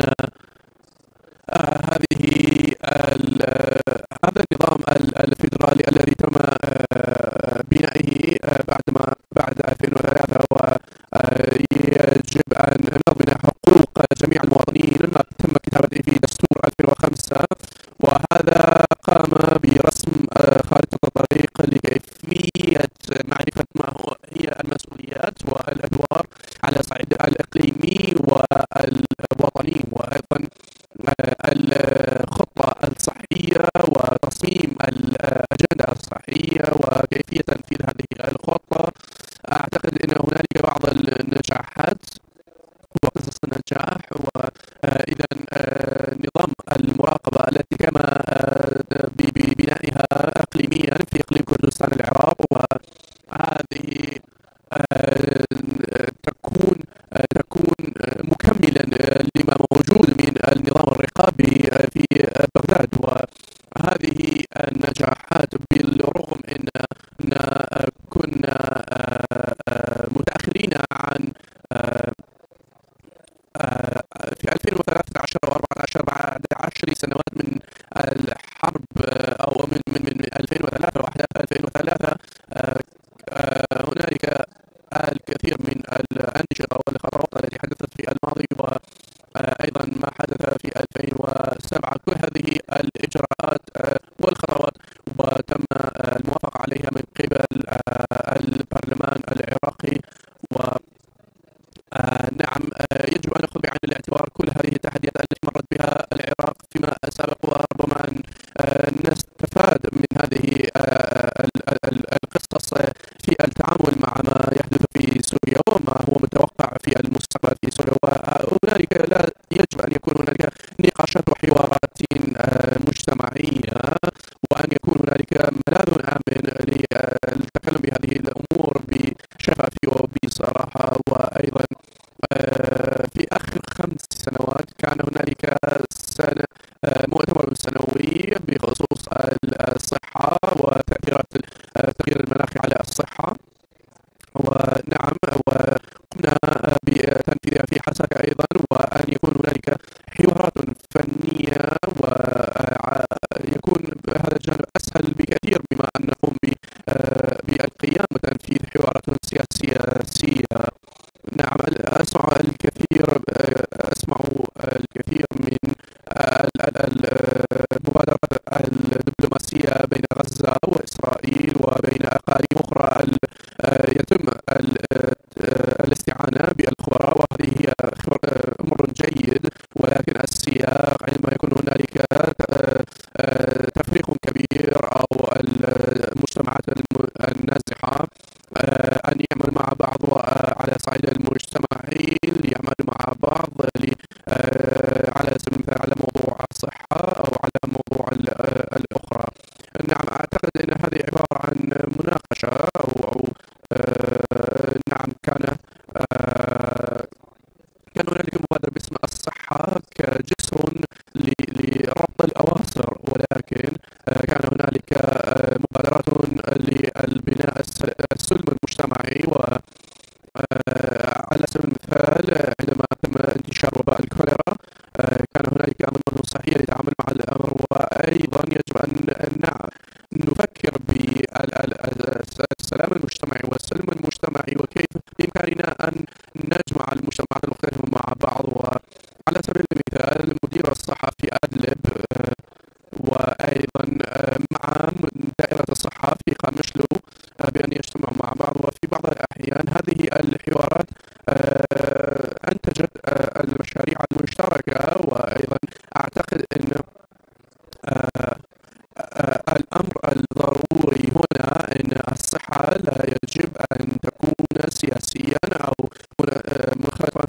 السياسة، ولأن هذين الأمرين مختلفين نعم لا يمكننا أن نفرق بين السياسة وهذه المواضيع، لأننا نعرف كل هذه المواضيع هي مرتبطة بالسياسات والسياسة. وإذا قلنا لا تقوم بتأسيس أو بتسيس الصحة المجتمعية، إذا هذا معناه أننا نقوم بتقليل الفرص الموجودة في الصحة المجتمعية. نحن نتكلم عن الأمور، ونحن نتكلم عن نقوم بتأمين وتسايس هذه المواضيع وتكون سياسية أكثر عندما نتكلم عنها، وخاصة المادة الخاصة بالحوار وكيف يكون بإمكاننا وصف هذه الحالات بشكل سياسي أو بسياق مختلف. إذا دكتورة إريكا، عفوا، واحدة من الموارد الموجودة في العراق هي الأمم المتحدة، أو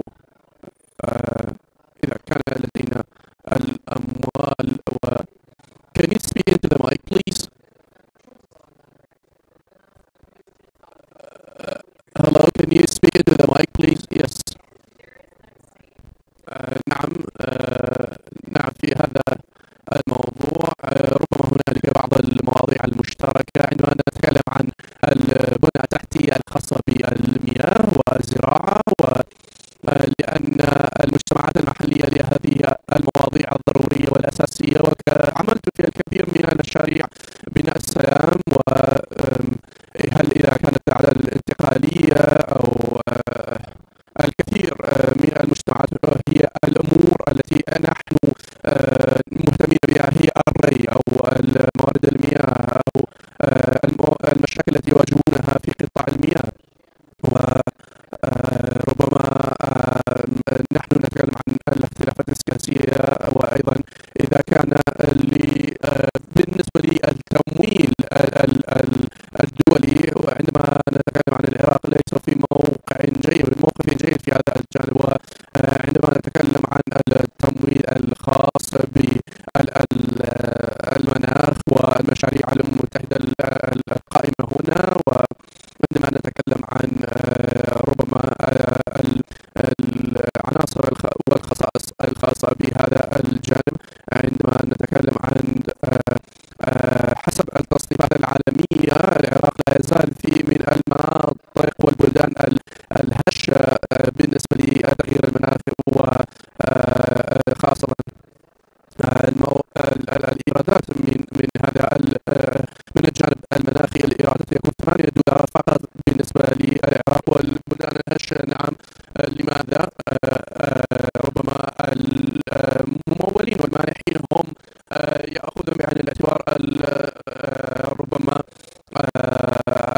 يأخذوا بعين الاعتبار المخاطر. يجب أن يكون لديكم خطط خاصة بالتأقلم المناخي الخالية من المخاطر، أو هذه ليست انحياز، بل هذه هنا تكمن الجوانب الهشة والحساسة. نعم، هنالك الكثير من المنح التي هي للتغييرات المناخية على أساس الزراعة والنزاعات. نعم، ولكن نعم هذا هنالك بعض العناصر في العراق والخصائص التي تخرجها من هذا التصنيف لهذا المنح. ونعم، بعض الأحداث التي تكلمت عنها في العراق، نعم تكلمت عن التأقلم قبل قليل، لم نتكلم عن هذا الموضوع، ولكن نعم بتصدير الهيدروكربونات. والعراق بلد غني وبلد يحتاج إلى الدعم، ولديهم الموارد المالية، وكيف يكون بإمكاننا الاستفادة والاستثمار هذه الموارد. عندما نلقي نظرة على الهيدروكربون، ونعم حوكمة الهيدروكربون، كنت أتكلم مع بعض الزملاء كانوا في القطاع الطاقة البارحة وكانوا يقولون، وأنا لم أعرف هذا الأمر سابقا، إن العراق هم لديهم الكثير 5.2 من انبعاثات الغازات والكربون. بالنسبة للعراق هذا هو النسبة التي يجب أن تقوم بها حسب إذا هذه ربما تولد مشاكل مناخية أخرى. وأيضا في هذا الجانب بالنسبة للعراق، وثانيا من روسيا والكثير من الشوائب في هذه الانبعاثات. وعندما ربما هنالك انعطاف نحو النزول وانهدار في هذا الجانب، لذلك هذا هو مشكلة كبيرة. نعم، هنالك حوارات غير متناهية لكيفية حفظ انبعاث الغازات والاستفادة منها واستثمارها. نعم، يجب أن يكون هنالك إجمالي الانبعاثات وأن احتراق الغازات، ونعم وأن نلقي نظرة أخرى على ربما هذه التحديات يرجع إلى جميع المشاكل الحوكمة التي نتكلم عنها، وهذه المشاكل السياسية. بيتر،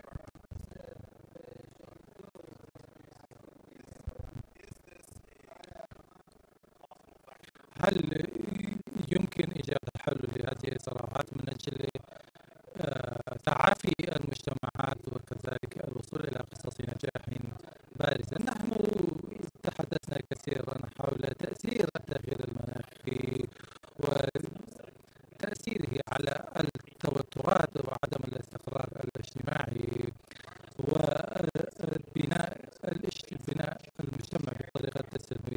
وحيث هنالك حاليا يعني الكثير من المشاكل البيئية التي يتم تشاركها التي تؤدي إلى اضطرابات، وبحاجة إلى اتخاذ خطوات فعالة.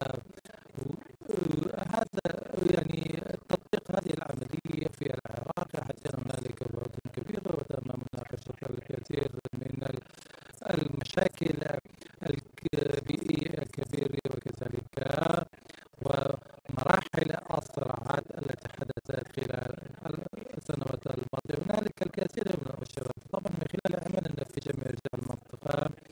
هنالك مجتمع يجتمع ويلم أجزاءه المختلفة من أجل حل المشاكل، ويستخدم المياه وكذلك يشارك فيما بينها ملوثات البيئة وتعمل من أجل بناء الثقة. وأنا عملت في خيارة جنوب الموصل، وأذكر بأن عناصر داعش قاموا بتفجير خط أنابيب النفط في هذه المحطة،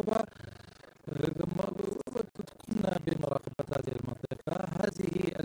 هذا المجتمع ترك لمأساته وتواجه مآسيها البيئية. وهذه المجتمعات على مقدار هذه المجتمعات تعاني من مشاكل أخرى كبيرة متعلقة بكيفية السلوك وكذلك التصرفات وكذلك قدوم داعش واستخدام هذه المشاكل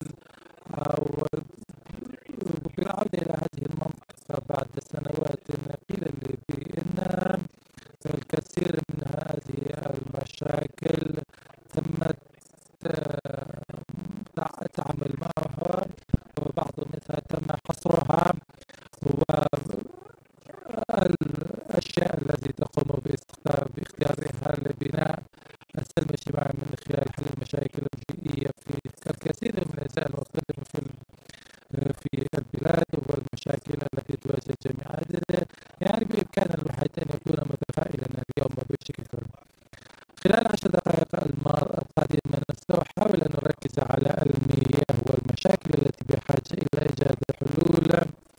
والكثير من المشاركين في هذه الجلسة قالوا بأن التهديدات المناخية، هناك تهديدات مناخية لا يتم الاهتمام بها، المياه لا يتم الاهتمام بها،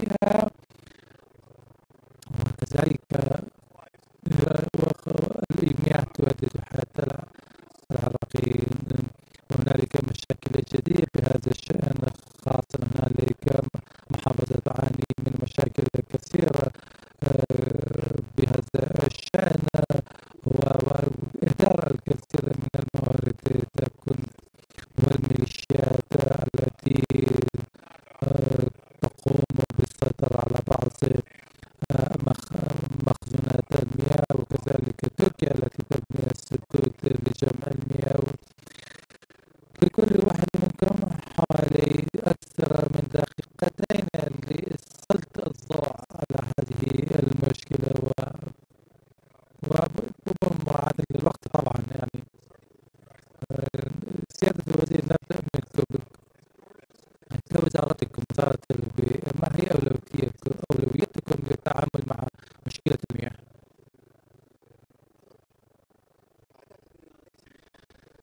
I think it's not fair to give me only a short time to answer a huge and important question. I would like just only to mention one thing. Dr. Salah Hashir from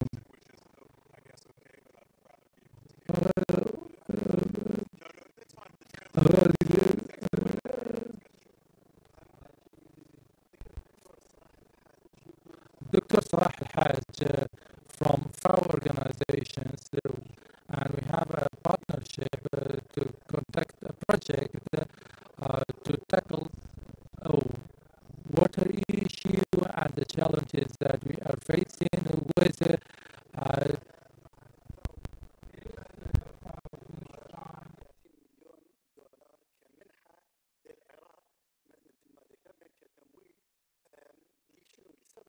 وزارة الزراعة هي اللي مستفيدة لاستحداث طرق ري في المحافظات الجنوبية، خاصة المثنى والسماء والمثنى وكربلاء والنجف أعتقد، وكذلك وزارة الموارد المائية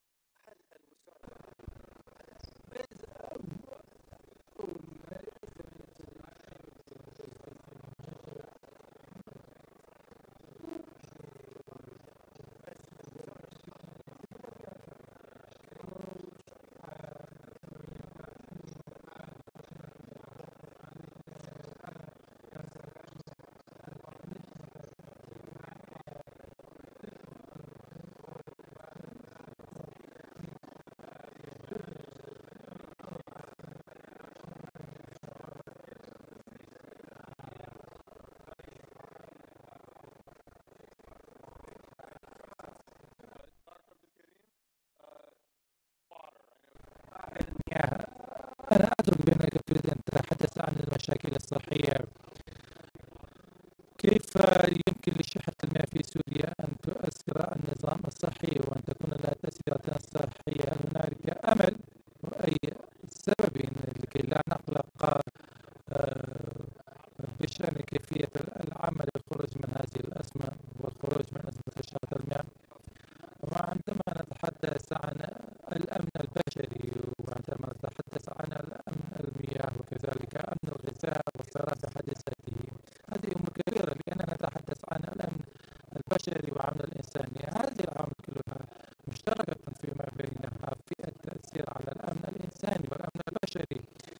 إذا يجب أن تكون هنالك قطاعات مختلفة مشتركة فيما بينها للعمل عليها، ولدي توصية ليس لسوريا فقط بل للدول المنطقة أيضا وأيضا الدول الأخرى في العالم. التوصية الأولى هي الأخذ بعين الاعتبار الأجندات المتعلقة بالنظام الصحي للاستجابة لبرنامج صحي واحد لأننا نساعد صحة الإنسان والحيوانات والبيئة.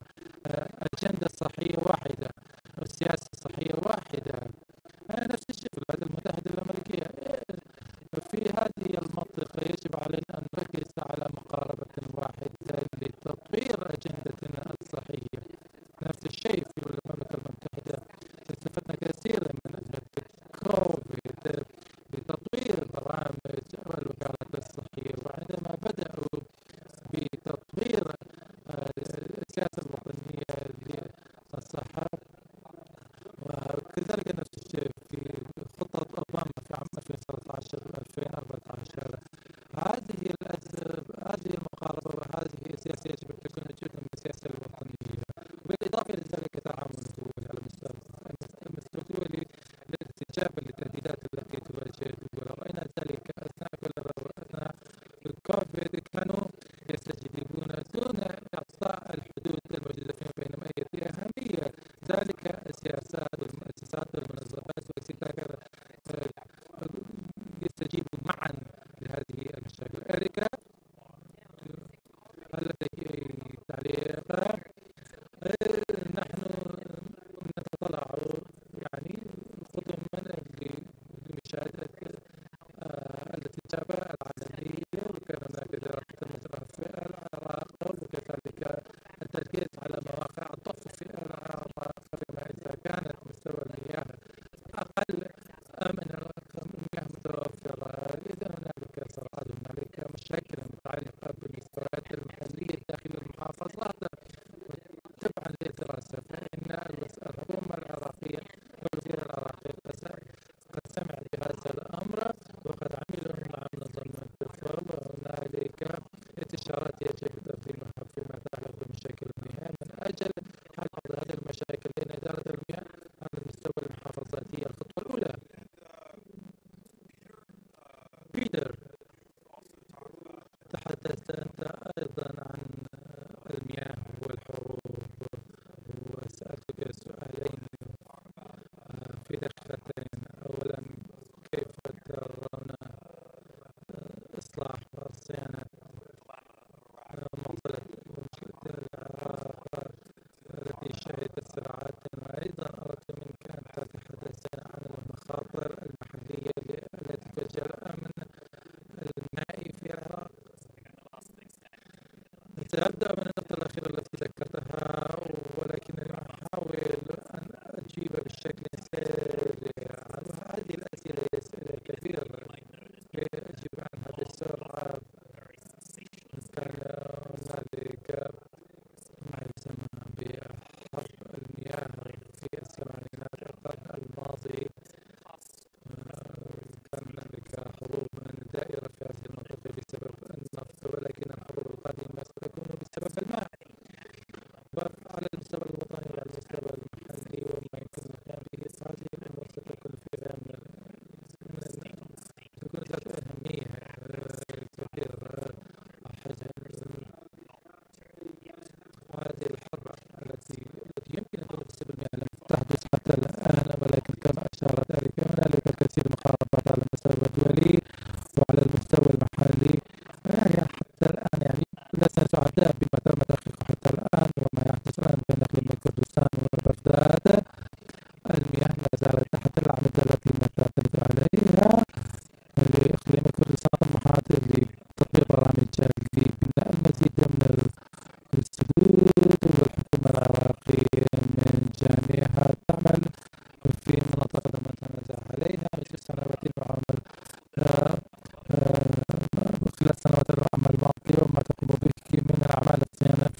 سد نينوى والسد الموصل وما يمكن فيه القيام بالمحافظات العديدة على مستوى المدينة وعلى مستوى القرى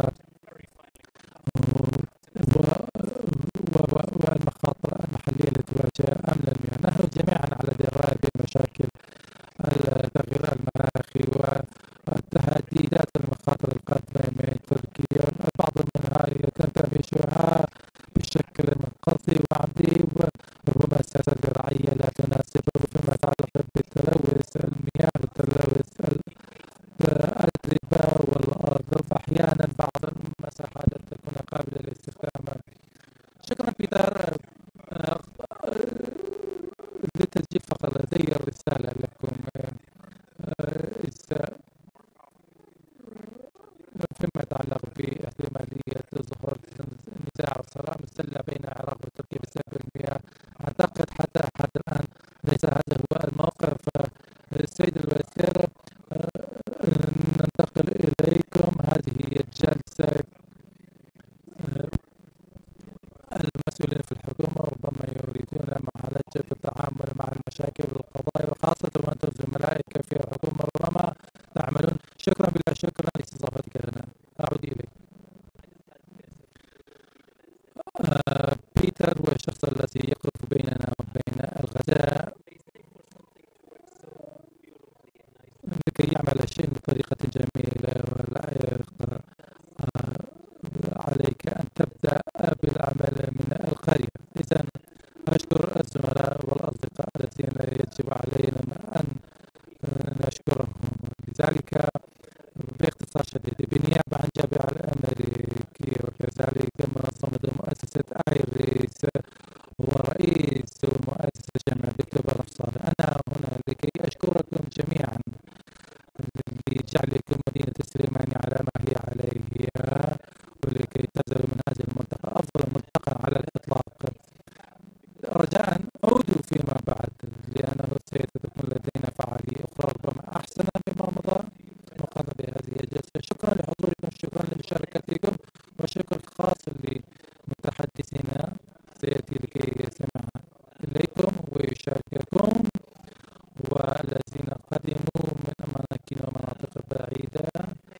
وشكرا جزيلا لآيريس وفريقها الذي قام بتنظيم هذه المناسبة، وكذلك الرعاة الإعلاميين فريق رادوستي سيد سوران، شكر خاص لك وفريقك، وأيضا الرعاة الآخرين الذين عملوا عملا صادقا، العمليات اللوجستيكية والعاملين من وراء الستار. شكرا لهم لهؤلاء الجنود المسؤولين والقسم اللوجستيكي. جانب الأمني هو جانب حساس، إذا هنالك جيش آخر يعني في الوراء يعمل من أجل تأمين أمن البناية وهذه المؤسسة، وهذا نشكرهم وشكر المفروض لهم، والحماية الأمنية للمحافظة والحكومة الإقليمية.